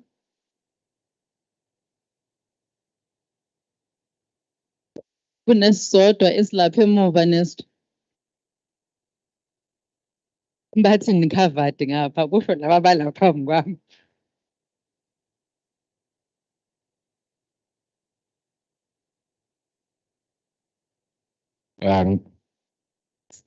Ngibingelele iParliament ngibingelele nomphakathi. Ngiyawuza umthetho sisekelo kodwa ke abantu abane HBRC since nali iParliament lazi sinokhulebusa Zuma siphinde sibe nompisana. Abanawo nayo leni surveying. The time baqala ukusakhela I'm sure nawo bane guarantee ukuthi mhlambe indlu mayingakrekhanga after 5 years akusasicala labo lelo. But then leni surveying abanayo mabane contract 5 years after 8 years mayiphuma indlu yami ngizobekela uba bane HBRC but bayakhile imqasho iMount Royal eThekwini municipality namanje mawungaya khona bakhala ngayo iyavuza still. So Sure.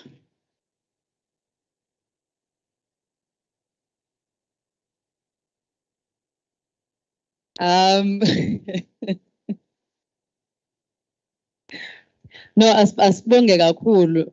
Engicabanga ukuthi okuyizona ingenambe ezibaleke kakhulu ukulekelelwa kwabakhi abasafufusa ekutheni bathole izitifiketi. Okuzobaleka ukuthi imikhandlu yakithi isebenzisane no-human settlement ukuletha lolu hlelo. I know ukuthi mangabe kunezimbizo zaka human settlement no NHBRC uyayabe khona. Ingakho ngithe even though singewona umnyango sizozama ukuthi kwizincomo esizozenza because siyahlala kwi-portfolio committee. Uma sikwi-portfolio committee sisho mama TJ ukuthi bakhale kakhulu abahlali baseMkhanyakude ngokulekelelwa ekutheni barejistwe ukuze nabo babe compliant. Kodwa futhi siyazi ukuthi ikhona umthetho ovikela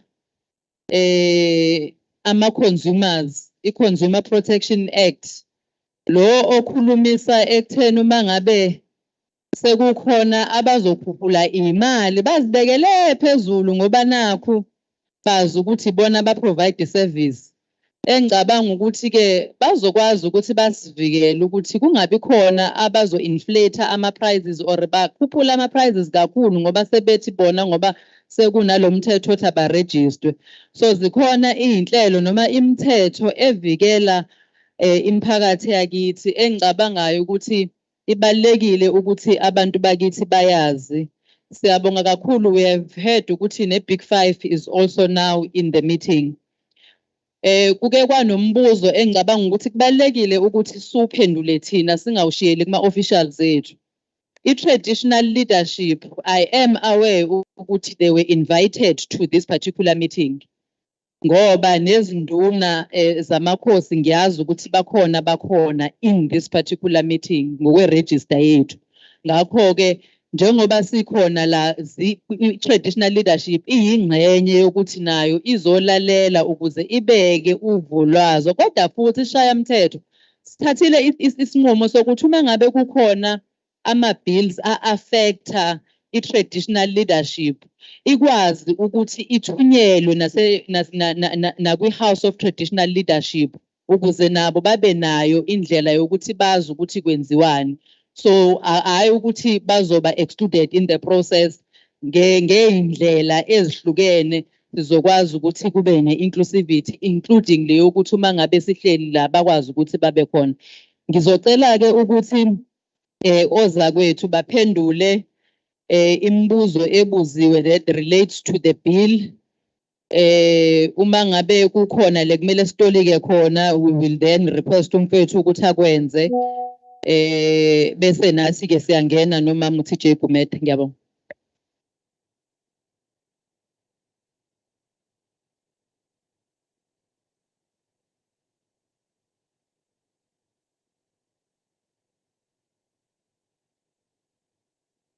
Thank you, Chairperson. Yeah, we will try and respond to the ones that are related to the bill. But what we note is most of the concerns relate to the council itself on training, empowerment, and how to assist upcoming builders. So those issues, what we can say is you do need to contact the NHRBC. You can also work with your local municipalities. I think they're usually in touch with the council, and so they would be able to assist you to know how to do the registration. But on the first question,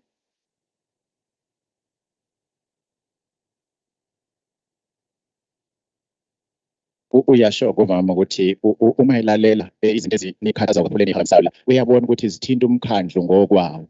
Ngakho uthi ukuze niphenduleke kahle ngokuphathelene nokubhalisa, uqeqesho noma yiluphi nje usizo oluthinta umkhandlu nelidingayo ningathinta yona ngokuqondile i-NHBRC iyokwazi ukuthi nisize kakhulu kulo.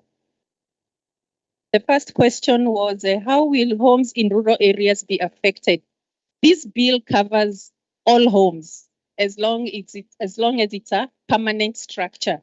So it does not exclude where a home is located. So it covers all homes, even the ones in rural areas. Umbuzo obuziwe-ke ubuza ukuthi izindlu ezisemakhaya ziyathinteka yini kulo mthethosivivinyo esixoxwa ngawo.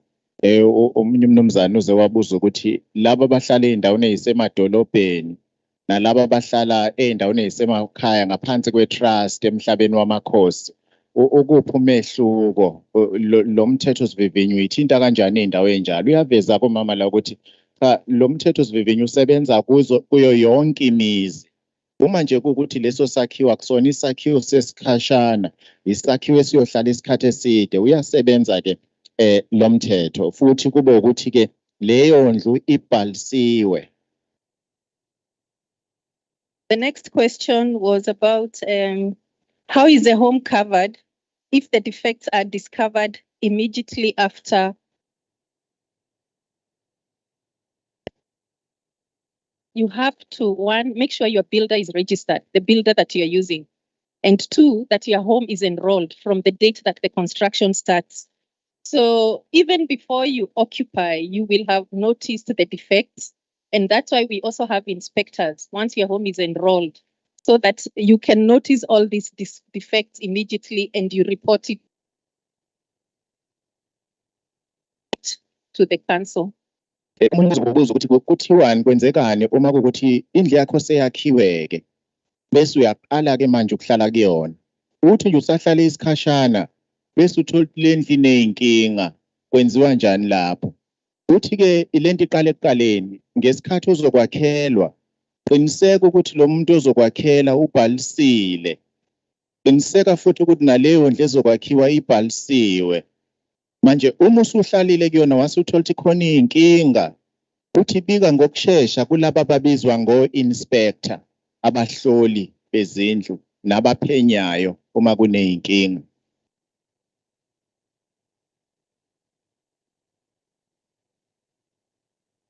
The next question is, does this bill not reduce job opportunities for builders who are not registered?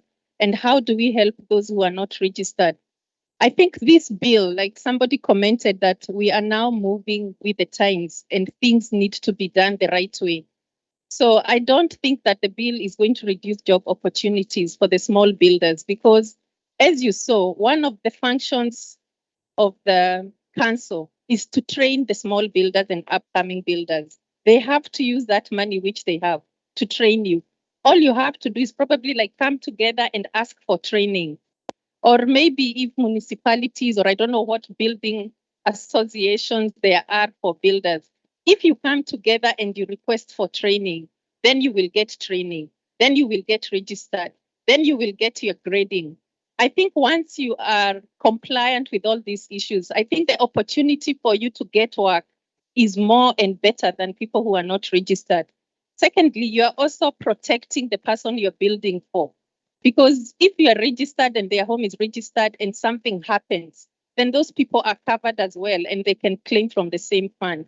So this bill is going to assist us going forward. It may look difficult right now, but I think it's for good that we start the right way, and then you'll be able to get jobs because you are compliant, you are graded, and you are well trained. Thank you. Omunye umbuzo-ke ukuthi ngeke yini uqala ukusebenza kwalo mthetho sivivinywa njengoba uthi nje abakhi kumele babhaliswe babe nesitifiketi. Manje ngeke yini bese lokho kuqeda amathuba emisebenzi kulabo abakwaziyo ukwakha kodwa bengenazo izitifiketi bengabhalisile? Uyaphendula kumama la uthi cha ngeke kube njalo. Lo mthetho sivivinywa kahle kahle kuzoba njengathi uvula amathuba emisebenzi. Futhi laba abangabhalisile nabangaqeqeshiwe ikhona imali lapha esikhwameni sokwakhiwa kwezindlu ehlalele kona ukuthi iqeqeshe labo makhi abangaqeqeshiwe abanganazo izitifiketi ukuze nabo babhaliswe bathole izitifiketi. Uthi nje into edingekayo ukuthi nihlangane ngokweinhlangano zenu zokwakha eninazo bese niyaqiniseka ukuthi niya emkhandlwini nicela usizo lokuqeqeshwa ukuze nibhaliswe. Mase kunjalo-ke hayi-ke nobe seniqashwa-ke nani-ke kuvuleka amathuba omsebenzi. There is a similar question which says that registered builders are expensive, the registered ones are cheap. So how will we cope? How will we support the good builders who don't have certificates? I think it's a short-term measure where you use a cheap builder now, but then you have bigger problems later. And then you will be dealing with that correction on your own if that builder makes a mistake. So it may look like they are cheaper right now, but the expense you go to rebuild that home is going to probably be much more. If you use a registered builder, then you know you are covered. You won't have to go into your pocket to get any money to rebuild. So in the long term, I think using the cheaper ones, we all like to use the cheaper ones, but you know the consequences. Uthi-ke omunye umbuzo-ke ubukhuluma ngokuthi-ke senze njani-ke ngoba uthola ukuthi labo makhi abarejistile ababhalisile abanamaphepha babiza kakhulu kanti laba abangenawo amaphepha bakha kahle futhi ababizi kakhulu bashibhile. Sisebenzisa laba abangenamaphepha. Uyaphendula kummeli lana uthi yebo kwamanje kungabonakala engathi kuyasisiza lokhu komakhi abashibhile abangenamaphepha. Kodwa ngokuhamba kwesikhathi siyoyithola sesiney'nkinga ey'nkulu ey'dalwa ukuthi asikwazi ukuxazulula inkinga kamakhi ongabhalisile. Kodwa lo obhalisile, umakhi ubhalisile, yindlu yakhiwe ayibhalisiwe, uyakwazi ukuclaim emkhandlwini uma kuba ney'nkinga. Kodwa kulo ongabhalisile uba ney'nkinga ey'nkulu futhi awukwazi ukuclaim emkhandlwini. The other comments are the people who support the bill. We appreciate that. And we thank you for your comments. The rest of the issues we really have seen revolve around how the council works. So we take it as a comment that maybe the council needs to be more visible and the council needs to be more accessible to the small builders and the people in the rural areas. Thank you. Kuyasho-ke ukuthi-ke uyabonga kakhulu njengoba nishilo nathi niyayiseka ibhili uyabonga ngalokho ukuthi uyabona ukuthi okunye okuningi enikuvezayo okunikhathazayo kuthinta umkhandlu ngqo. Ngakho-ke uthi uyabona ukuthi hayi kusho ukuthi umkhandlu kuzofanele uyiveze kakhudlwana emphakathini waziwe abantu bawazi ukuthi ukuphi ukuze zonke iy'nkinga ey'thinta wona umkhandlu abantu bavele bayiqondise kona ngqo. Siyabonga. Siyabonga kakhulu. Any comment, Ma'am Tide?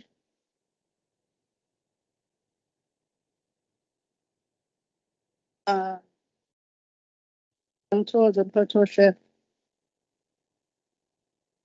Angithokoze mphathi wohlelo. Okwami kuncane kakhulu.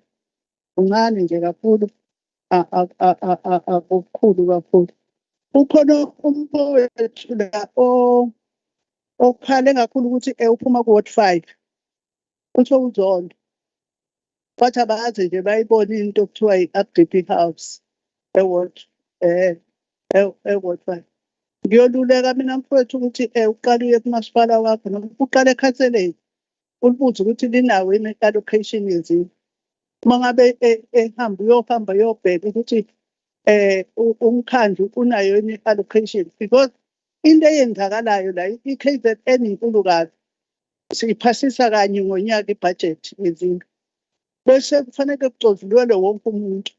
Bese ukuthi i-department mhlawumbe icozule ithi izonikeza umasipala othize 100 units, mhlawumbe uzonikeza umasipala othize 1000 units, ithi izonikeza lokho. Amakhansela akabe active nje akwazi ukukhansela abantu. Ngoba ziningi ezinye izinto ezenza ukuthi kugcine kungakhiwanga. Inamba yezindlu kwesinye isikhathi kube ama-bulk services angekho kwabanye umasipala. Ngicela ubuyele ekhanseleni lakho uyokubuza kahle lento engikhuluma ngayo. Umama uNkosi ukhulume ngabantu abasebekhulile ukuthi bona bazosizwa kanjani ngezindlu. Mamnkosi ukhulume ngisho ukufaka abantu asebekhulele ngaphansi kwabantu akufanele bakhele izindlu zomxhashi. Oqala-ke uma ngabe uhluleka-ke lapho usuzozakhela wena siqu sakho. Kusho ukuthi-ke sokukwakho lokho. Kodwa wena usuke uhulumeni ekuvese ekufakile wakufaka ngaphansi kwekhathegori ukufaka kuma-social housing. Usuke sevese ila exhasa khona ngoba wena vese ungena ngaphansi kwekhathegori yo-social housing. Kodwa kuyenzeka-ke ngoba sesaba izalukwazi zanamhlanje. Mhlambe sesifuna ukuzakhela ngendlela esifuna ukuzakhela ngayo. Kodwa-ke kusho ukuthi-ke iyolandela i-protocol njengoba ibekiwe. Ngicabanga ukuthi yilokho nje engingakusho njengamanje ngefakazi. Siyabonga kakhulu ma. Engicabangayo-ke ukuthi lezandla eziphakamayo ilezi ezingavuni ukuthi siqede. Izona lezi eziphakamayo. Ilezi ezingafuni siqede. Kodwa-ke ngoba ngi-generous, I will take less than 5 hands uma zikhona.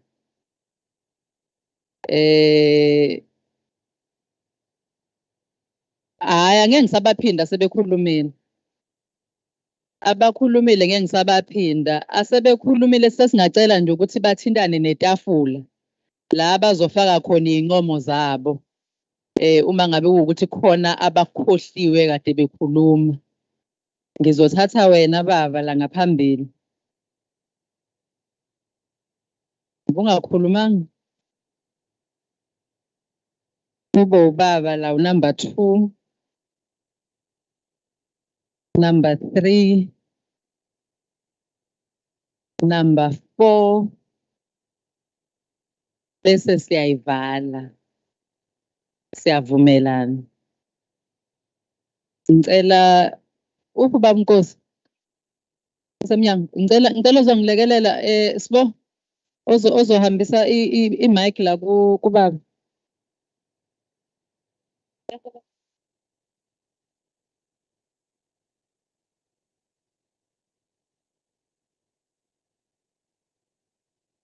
Ubaba la ngaphambili.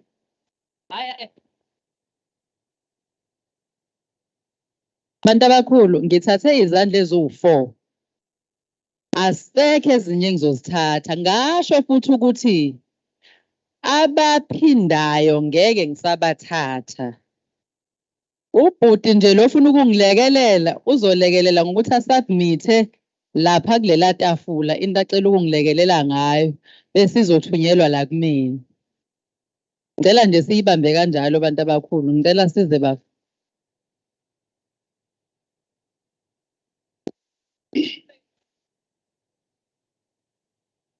Angibingelele ishamthetho esisihambele endaweni yasemkhanyakude ihambeli zethu. Ngibingelele ubukhosi bakwaMyeni la kwaNsinde nenduna yakhona la kwaMyeni kwaNsinde kanye nomkhandlu kamasipala eJozini namakhansela ke onke Umkhanyakude abakhona.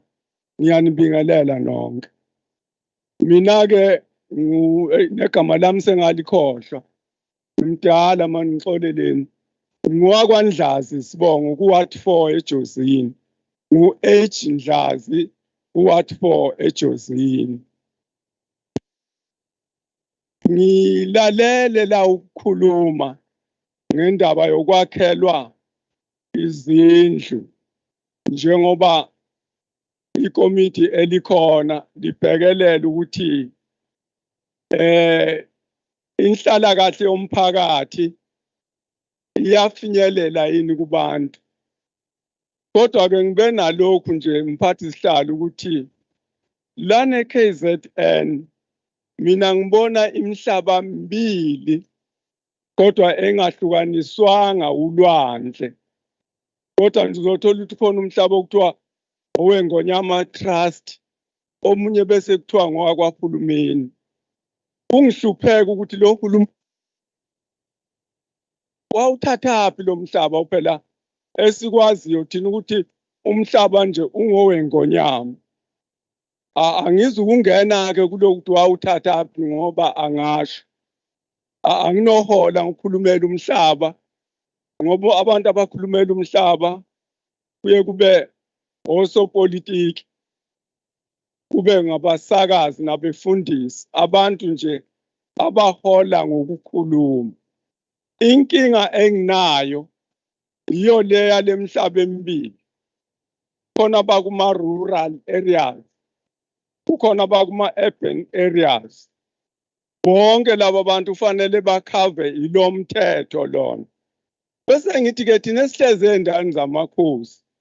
Oqala nje ngithi ngihlezi lapho indawo engeyami ilimited kakhulu. Kodwa yona kahle hle indawo yenkosi. Vele ke sengizwile kukhulunywa ngento enhle kanje ukuthi ke noma ubani olapho ekhona khona kufanele akhelwe indlu noma ayakhe indlu. Ngayibheka ke indlu ukuthi phambi kokuba indlu ibe khona nondaba idinga nje into eyizala indlu ibe khona yilabo abantu okuthiwa ngama-architect. Oqala lowo. Owesibili uquantity surveyor. Owesithathu oqala phansi indlu foundation. Owesine ophakamisa indongo ubricklayer. Owesihlanu umapendani, kube uplamba, kube ofaka ugesi. Manje angazi umnyango uma ukhuluma ngo-home builder ukuthi bonke laba bantu ubafaka endaweni eyodwa ukuze leyo ndlu ibe semthethweni, noma ngabe kuvelani mamugumede akhaveke lowo muntu. Ngoba ngiyezwa nje la uma khulunywa nge-registration, khulunywa nje engazi ukuthi engqondweni zethu sisonke sikhulume nje ngo-bricklayer kuphela, kodwa laba abanye ungathi abaveli bona. Akuzukwenzeka yini ukuthi uma kuvela umonakalo indlu yakhiwe kahle, mhlambe ke ingephuki kuvele nje umonakalo kagesi, bese kuthiwa ke lo gesi lona ufake kanjani? Ngoba mhlambe lo muntu esikhuluma ngayo u-home builder asikhulumi ngomuntu okwazi ukufaka ugesi ngaphakathi. Ngibuza nje lokho ukuthi ngabe lo home builder uma yenza lendlu ibe ipackage iphelele for umuntu, ngabe zonke lezi zinto engikhuluma ngazo zikhavekile yini? Bese ngicela ke sihlalo ngigcina ukuthi lento ibifanele ngesingami uma ngiyibheka ihambisane nanomshwalense ongabizwa ukuthiwa i-housing insurance, ukuthi uma kuvelana abantu bakhaveke. La eJozini akubona abantu baseThekwini abashawe yikhukhula. Kade kwasasishawa zikhukhula la, sidilikelwa imizi, bafike abasondelene nohulumeni bazosibhalisa kodwa sigcine singatholanga lutho. Manje ke siye saba ke sihlalo ohloniphekile uma nisuka la kube ukuthi nje nenza i-research. Uma senifika ngapha, your job is well done, but practically ayikho into eyenzekayo ngemuva.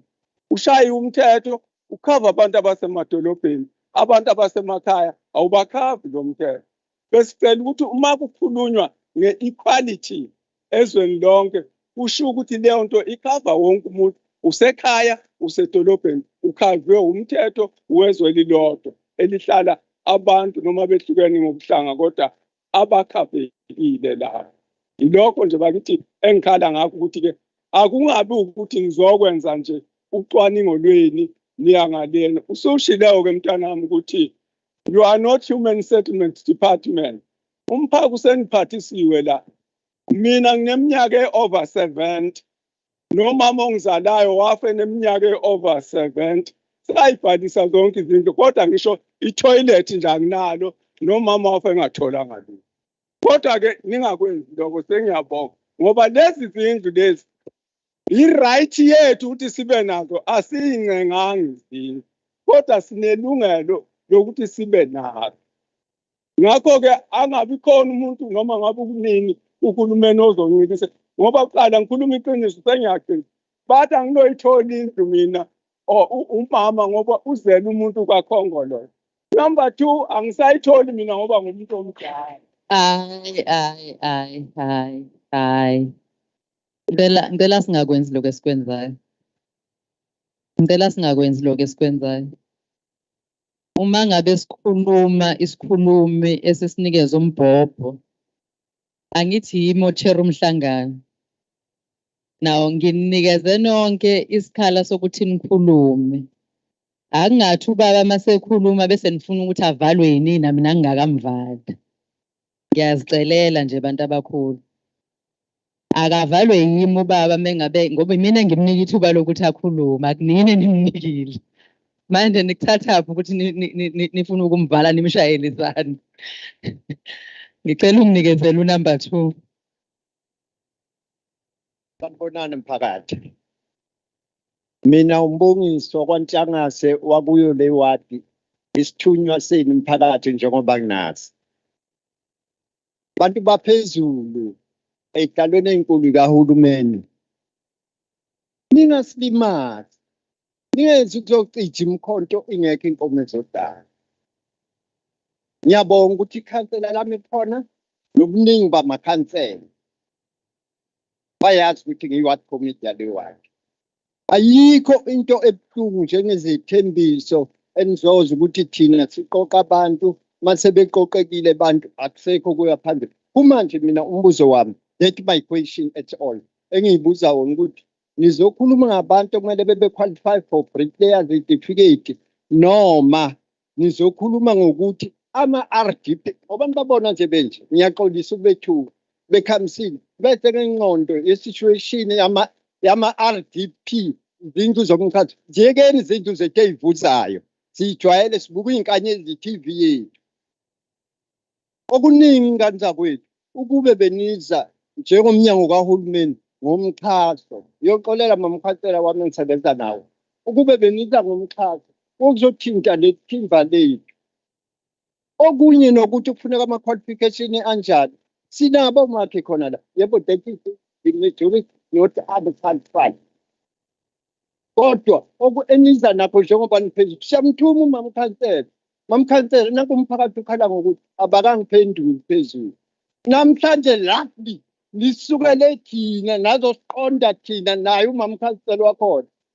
ngithanda kuphela ubhane khansela qala khutshwe mina qala before Mana inkinga manje asisakuzwa ngoba ukhuluma nangawo umbhobho le kodwa futhi awanga kahle isibongo sikababa cha ukuphatheka ukuthi umphakathi usuke kimi usuke ekhansela wami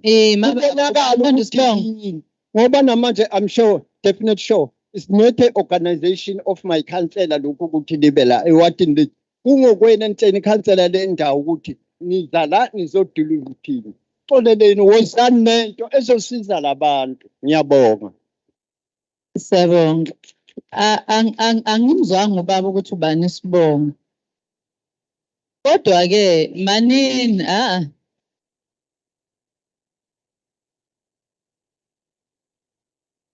angazi noma uba ubekhona yini isiqala umhlangano ubekhona engicabangayo ukuthi uzwile ukuthi thina singobani sivelaphi kodwa-ke ngoba akubekayo nozakwethu bakhona from the administration bazowudlulisa umyalezo kwi-Department of Human Settlement kwi-Department of Human Settlement akeza number 3 no number 4 ebengibakhombini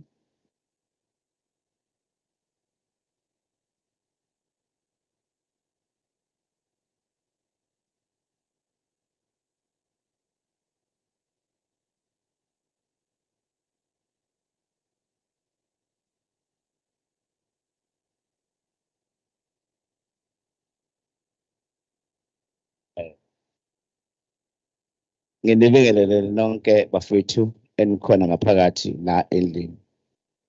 Ngifisa ukubingelela kanje kuze ngingamlele kakhulu. Ngibingelele induna yami ekhona la ngaphakathi ubaba uDlamini. Shaya mthetho. Ngiyathokoza kakhulu ukuthi yenda sifungula ukuthi lizosilekelela. Ngendlela lesilekelela ngayo. Siyabonga kakhulu okuningi esesikutholile la ngaphakathi.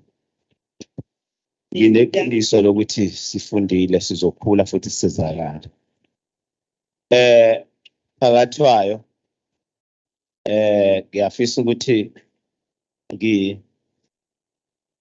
ngichaze kancane umhlonishwa lo kade ekhuluma ethi ngoba Ward 5 ikhansela lakhe yilo lelikhulumayo. Ngifisa ukuthi ke ngikulekelele ngikuphathise kulento le ade ekhuluma ngayo. Phakathi kwayo ngisafunda isikole. Sengigugile manje senginabazukulu ngisafunda isikole. Ngiyakhumbula kuleya ward kufika amadoda emakhulu ezoqinisekisa ukuthi izindlu bayayifaka ngisafunda isikole. Ngaphuma esikoleni ngaba uward committee ngelinye ilanga. Lezi zindlu kwalokho kuthiwa ziyangena. Kusukela kukhona ezinye emphakathi olapha kunezikhonkwane ezifakiwe. Okudala zafakwa ezinye sezazi zabola. Lezo khonkwane ezifakiwe. kwakuthiwa kuzofakwa izindlu ze-RDP kuze kube namuhla. 2011 kukhona into engathi yayiphatheka kwathiwa hayi kuna 1000 units ezoba khona. Lutho 2017 lutho. Njengoba nje ePaula lo muntu okhuluma la ka Ward 5 sebelahlekelwe ithemba. Into ke eyenzeke umhlonishwa nami ngeke ngazama ukuthi ngiqinisekise. Mangitshela nje ukuthi konke sekume ngomumo wokushoda nje kusayine uminister. Uze kube namhla ngabuza ke nokuthi ke uthatha isikhathi singakanani ukuthi asayine kuba unyaka nansi iminyaka iyaphela. Sasi kuyolindlu uhlonishwa kwakune item nje yodwa ka Ward 5 kunelokhuzana kunayo idepartment yakwe human settlement. Lapho kwakhulunywa nje khona ukuthi khona omunye ukhansela wazi wathi indaba ka 5 sifana nani khona lento eBhayibhelini ukhona naye la ngaphakathi wathi njawo sekuyihubo leti into engenzeki asazi ke ukuthi konakele kuphi laba abantu bajeziswa ini ubhlungu ngalendlela emangalisayo. Kuyenzeka kwamanye amawadi uthola ukuthi sekunezinto ezakwayo lokhu le wadi ikekelezelwa nje kanje ishiwa. Sinenkinga ke ethi kwenzakalani. Uyabona nje bekukhuluma nje kanje bakukhuluma ngento ephathekayo. Uyabona ukufika kuze kuqinisekiswe ngene kumizini yabantu kuthiwa izindlu zokwakhiwa kwenziwe into ethile emzini wakho kuphela iminyaka idlule 10 kusho ukuthi abantu kudlalwa ngabo abasenalo ithemba. Ingakho ke bebeka ngalendlela. Ingakho nami sengithi cha njengoba uthi kube imali ikhona ikhansela lakho sengikwenze konke okufanele ukuthi ngikwenze njengekhansela. Yinto nje engenzeki ngaze ngathi mina mhlawumbe inkinga ikulabo abantu abaqashiwe bakwa human settlement abanalo ulwazi lokwenza umsebenzi wabo. Ngoba phela uma wenza umsebenzi unyaka nonyaka ozayo nonyaka olandelayo yoze kuphumelelo khansela amakhansela asephuma onke naleli lizophuma manje lezi zinto nje azakhiwa. Sengithi kabi kuphathise into eqondile impela ukuthi cha babebeka isimo nje sicayi. Yilokho nje ingane kwethu asasi ke noma lo mphako ufika usubolile le kodwa nje sitha uphatheni njengobusha ngoba asenalo ithemba. Ingakho nje umfethu ethi ma nifika la asingabe sekutheni nizokwenza nje umsebenzi nithi nenzile nihambe. Akukhulunywa ngento ukuthi alehla izinga lokuxhaphaza abantu akwenziwe izinto ezizosiza abantu kuphela. Abantu sebelahlekelwe ithemba. Yilokho ngithi ngithokoze bengidlulisa lokho nje ukuthi ukhona umhlonishwa la phambili. Siyabonga kakhulu. Ngicela ukuchecka nje just one thing. Akhona amakhansela uWard 5 waseJozini angithi? Akhona amakhansela aseJozini? Bakhona abahlala kwi-ESCO eJozini.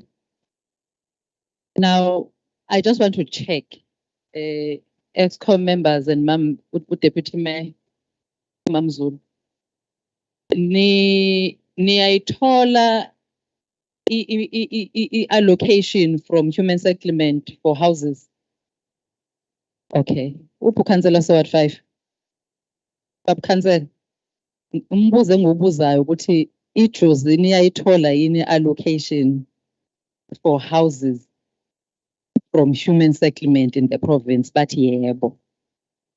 Now, bengizocela ukuthi mase nibuyela ku-council ke niziphendule lo mbuzo obekwa ubaba ukhansela. Niwuphendule. Engicabanga ukuthi nini kumele ngabe niyasiphendula ukuthi i-allocation ngoba thina sike sathi masihleli kwi-portfolio committee uyangikhumbuza la ubaba uNkosi and I remember ukuthi sike sacela ukuthi this is outside of this bill ke sinikezwe by i-department ngokwamasipala nomasipala ukuthi imalini abayisa kumasipala ngokuhlukana kwawo. Umasipala usebenzisa malini kuleyo allocation. Uma ngabe ungayisebenzisi iyaphi imali yokwakha izindlu isuka kwi-department izonika umkhandlu. Now ingakho ngithi ke ezinye izinto azizuza nathi zizoza nelocally ukuthi i-allocation yezindlu uma ngabe inikezwa i-grant is allocator kanjani so that you are able to cover amawadi ngokuhlukana kwawo ngoba ngithi manje bakhuluma ngo-10 years yabo ukuthi sekuphela u-10 years bathenjiswa izindlu ukuthi ke kulo 10 years umkhandlu waseJozini i-allocation yesabelo sokuthi kwakhiwe izindlu imiphi imkhandlu waseJozini ebengacela ukuthi ke nathi sizoyibuza i-department kodwa nani ngicela nisiphendule ukuze niphendule nobaba khansela ukuze ubaba khansela ezokwazi ukuthi ayotshela umphakathi wakhe ngoba manje angifuni ukuthi sigcine sesivula kuba imbizo yase Ward 5 ngoba ubaba ukhansela uma ngabe biza imhlangano yakhe yeward uyakwazi ukuthi abize abantu baka housing baseJozini uma ngabe kuukuthi he is not finding joy azothi wozani bantu baka housing eJozini nizobaphendula ukuthi kumiphi but also singacela ukuthi umphakathi uma ngabe angithi khona lolu hlelo leke kwenze kuthiwa nama IDP road shows yabo IDP road shows before you even adopt ngicela nibheke phela abantu base Ward 5 ukuthi nisuke nivumani uma ngabe kwi-IDP ingekho allocation yokwakha izindlu do you raise it na kulama road shows I went to one municipality ngathi asingajabulela ukuthi khona umama uthi J Gomedo umculi sikhohlwe i-bigger picture yokuthi sizeleni ukuthi sizobheka ukuthi umkhandlu uza nani kwiwadi yami engihlala kuyona siyacela nje abantu abakhulu ukuthi uma ngabe kwenziwa lama IDP road shows nibheke ngempela ukuthi i-affecta kanjani iwadi yami affecteka kanjani kulento elethwa umkhandlu bese uba ne-input angithi ngiyacabanga ukuthi nethiwa kuvulelekile kukhuluma umphakathi ke manje ngisayikhansela nje mnethekwini besiyenza kanjalo ukuthi ke kukhuluma umphakathi usukuma umphakathi usho uthi ngiyisakhamuzi sase Ward 5 eJozini angiboni ukuthi kule financial year nithi izindlu ziphi angiboni ukuthi in the next financial year nithi iphi allocation yezindlu in the third financial year angiboni ukuthi ziphi izindlu uma nithule angeke nikhulunyelwe yithina nani maningasikhulumeli siyanicela nje ukuthi niwabheke nibhekisisa ngempela ukuthi uma ngabe sivuma ukuthi allocation ihamba kanjani sivume into esiyaziyo ngoba kuphela kwa 10 years ungaboni ukuthi every year kuba nama road shows ze-IDP but we all accept sifike sithi hayi siyavumelana nohlelo lethu omkhandlu but kushaya directly as umhlali wase Ward 5 la ekhulunywa ngayo ukuthi sekuphele u10 years solokhu sathendiswa izindlu so we are really requesting ukuthi ke silekelelane both kwi-local nathi njengoba sihlala nama honorable members who are on the virtual platform sizonibuzela ukuthi ke i-allocation yenu ithini ye-human settlement eza la eJozini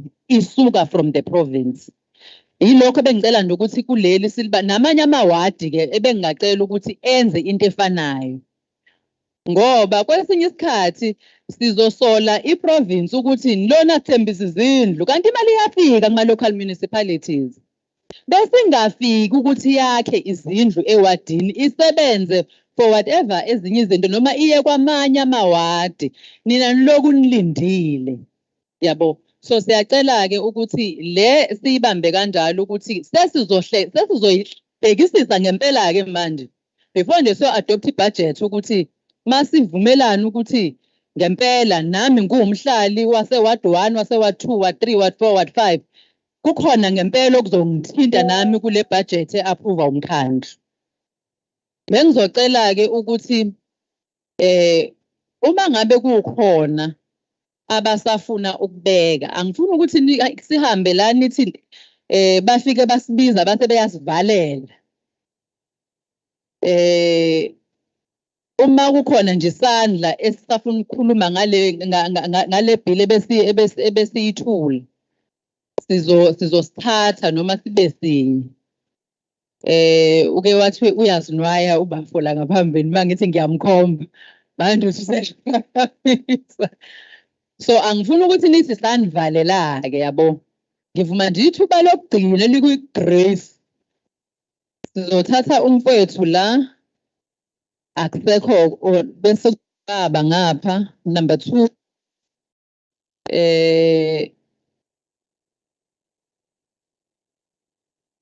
kukhona le 4 number 2 no number 4 u3 and 4. Yes, so kuzoba number 5. Akusekho komunye angithi manje siyavumelana. Yeah.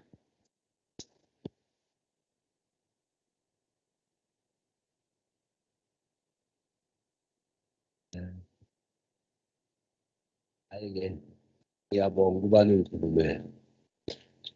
Ngicela bafuna ukubingelela umqondisi wohlelo tafula lonke kanjalo nabasebenzi. Siyabonga ukuba sithole ithuba lokuba sizokhuluma nani, bingelele ubukhosi bakule ndawo, amakhansela onke akhona nenduna ama-ward committee nomphakathi wonke. Bengifisa ukungena ubaba uMathe usengenile, kodwa-ke ngithi esengenile ngodaba lwezindlu okukhulunywa ngazo sekuzoba phela iminyaka ewu-12 ngampela kusukela 2011 toti kuze kube manje. Ngifuna-ke ukungena la ngithikini esekhulumile ubaba uMathe kwezwakala kushoyo. Mina okwami kungaba ukuthi nginicele nisakhuluma ngeJozini imali iyehliswa phezulu iphela kuphi. Nani uqobo lwenu nilandele eminyangweni yokuhlaliswa kwabantu. Nibuke ukuthi le mali ngempela iyajomba ifike. Uma ijomba ifika lapha indaba isala kuphi. Ilokho ngithi bafowethu usekhulumile ukhansela Mathe wakade kade ngizokuthatha, kodwa iqiniso nje ukuthi ngithuma ukuthi nani ake nilandele. Sizwile ukuthi niyikomiti ekuyilona lona elimelelele thina, kodwa nje uma ningenza njalo okunye-ke sengihlala phansi. Lesi simo somthetho esivume namhlanje ukuthi cha kufanele sibathole impela ongoti bokwakha. Bonakala usazothatha isikhathi eside ukuba sibathole noma bekhona sibazi ukubathatha basibasebenzise. Nesizathu senkece emphakathini. Inkece iphelile. Ngoba iphelile-ke inkece isho khona ukuthi hawu impela uma ungathi uyofuna umuntu ozothi uma ekubukela nje akwenzela iplanning akufune 15,000 nangaphezulu. Ngilandani kulowo muntu ka-15,000 ngingenayo inkece yanele. Ngiyacela ukuthi nisayikhuluma kanje iyinhle injalo. Uqapheleni ukuthi inkece ayande kubantu ukuze abantu bazo-afforda ukuthola laba abantu abawothola bazobaphila izindlu ey'philayo. Uma ungaqaphela nje iSouth Africa yonke igcwele imjondolo. Imjondolo usho ukuthini kumuntu? Ungakuthatha uthi indlu esikhashana bayahlala kuyo bebasha baguge bazale iy'ngane kuphele kanjalo ngabo. Uyithathaphi lo muntu ohlala emjondolo imali yokufuna umuntu ozomakhela umjondolo oqinile. Ngiyabonga. Siyabonga. The last speaker.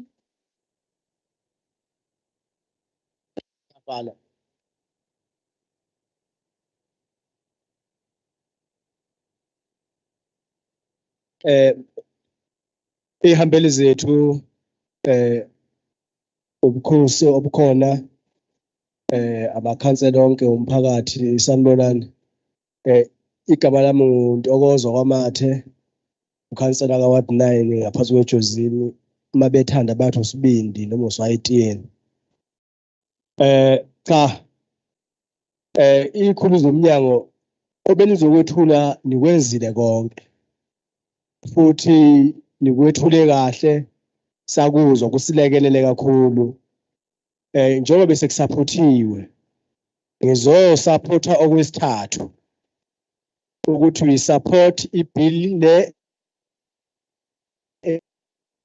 enilethile kithi nje leminye ebengathi mina mhlambe asiyigoqeni ngelithi ake nihambe nisicelele manje udepartment uqobo lwawo yilokho nje lokuningi lokho sengibona sesixoxa nje lutho bafowethu siphathele nje udepartment ekeze la ebuye zo-check ukuthi kuhamba ngendlela ngoba ongqongqoshe bayathanda ukuvula izinto zabo yabona uma kuthiwa kwakho izindlu ungqongqoshe uyafuna ukuzovula izindlu zakhe bafika neJozini bezovula izindlu zabo kanti belandela imali yabo yilokho sokuxoxa nabo enikwenzile ingane zakwethu siphakamisa nje izandla sithi siyabonga nisenzele umsebenzi okuyiwona wona futhi siyawemukela okusele bakithi nathi sesoyinuka amakhwapha senze sikwazi ukuhlangabezana nebhili le ehlongozwayo namhlanje.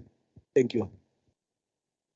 Siyabonga, requesta nje our legal team to deal with the direct questions ebezibuziwe bese sikwazi ukuthi sivale official.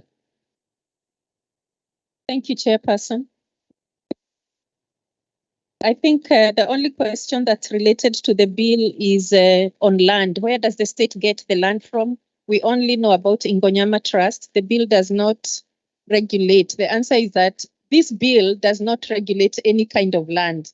Whether you're building on Umkhanyakude land, whether you're building on private land, the bill deals with houses that are built on any kind of land.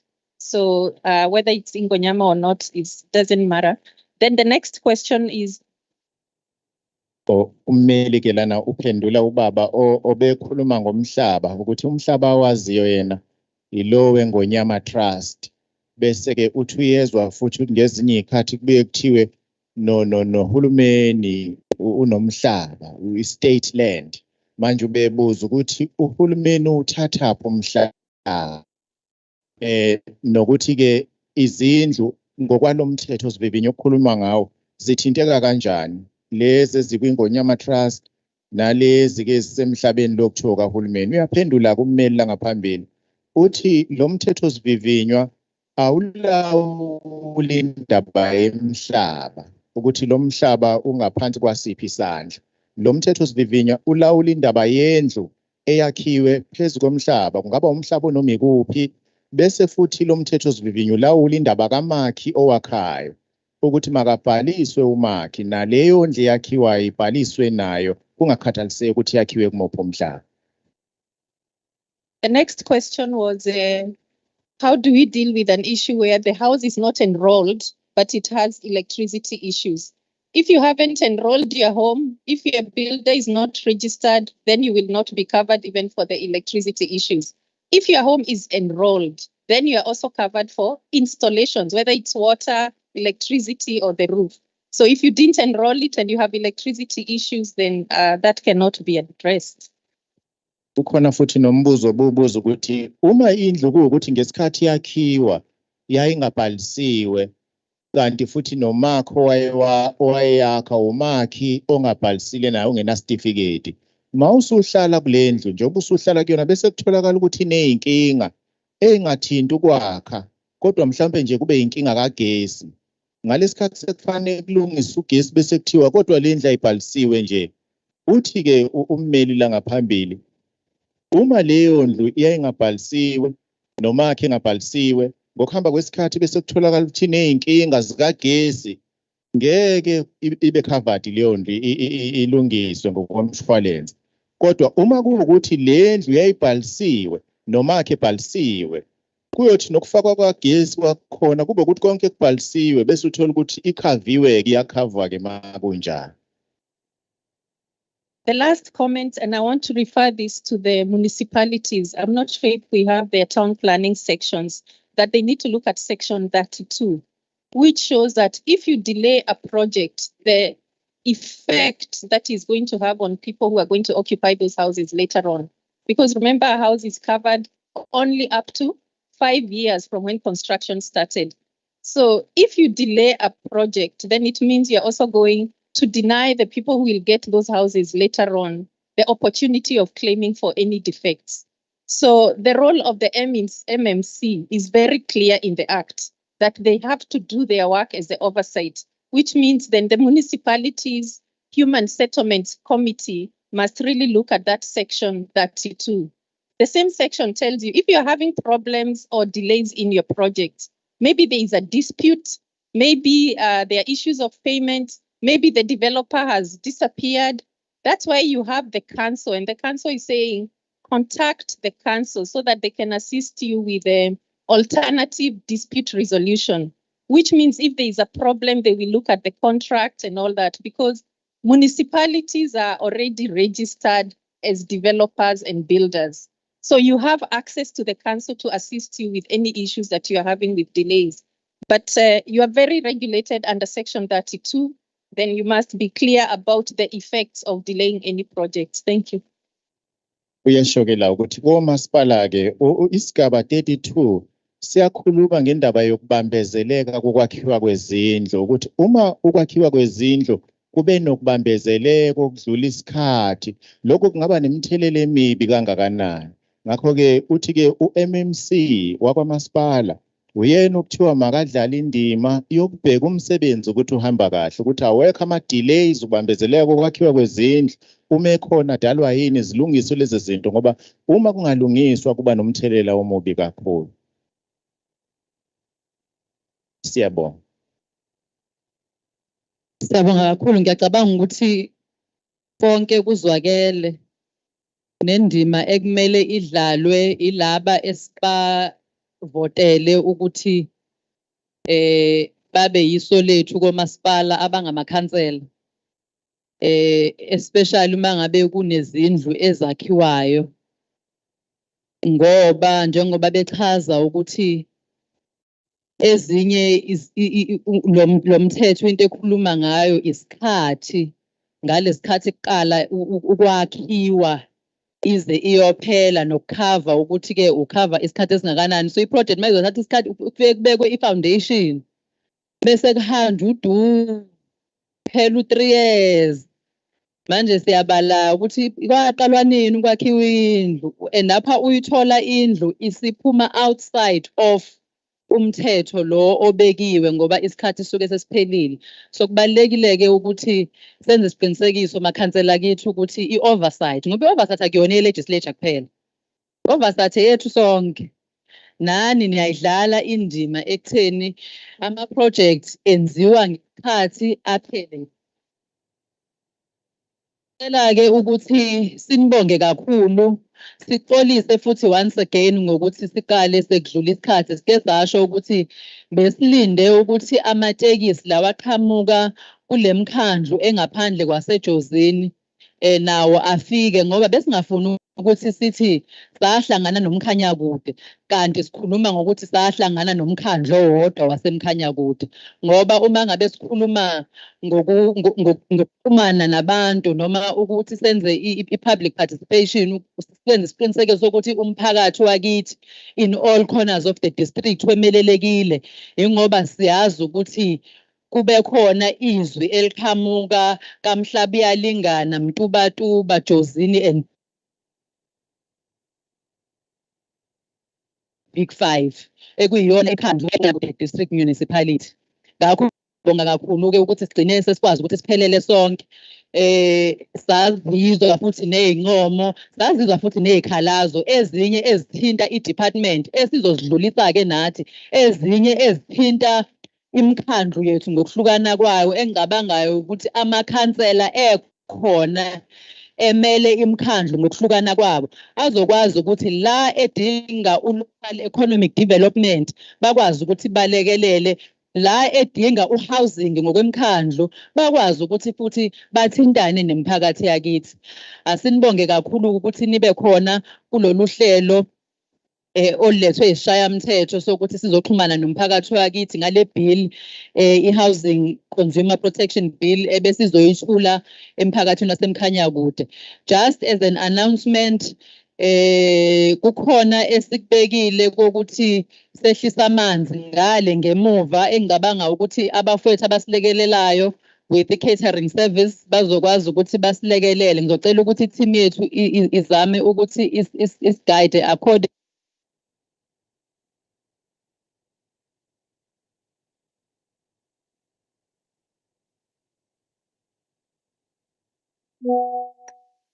Sibonge kakhulu Mama Gumede esinaye ekomidini abahlonishwa abakwi-virtual platform, umama uPhumzile Mbathacele, umama uNeya, umama uNgubane, umama uMavuso, nabo bonke abasebenzi basesishayamthetho. Siyanibonga kakhulu boza kwethu, i-team yaka communications ne-team yaka IT. Siyabonga kakhulu. Siyazi ukuthi isikhathi esiningi kuyaye kube khona ukuthikamezeka ngenxa ye-network, but ngiyacabanga angikaze ngizwe isikhalazo from those who were watching on the other platforms ukuthi ke kube kwakhona ukuthikamezeka. Sinibonge kakhulu, esicela ukuthi ke uma ngabe sihambe siphephile, ngizocela ukuthi uma wami osivulele ngomkhuleko aphinde asiphindisele kumdali, ngoba sisazohamba amabanga amade sesigoduka. Ebengingacela ke ukuthi njengokusamukela kwakhe aphinde asicelele indlela enhle kongaphezulu ukuze sazi ukuthi ke sihamba sivikelelekile. Siyabonga kakhulu.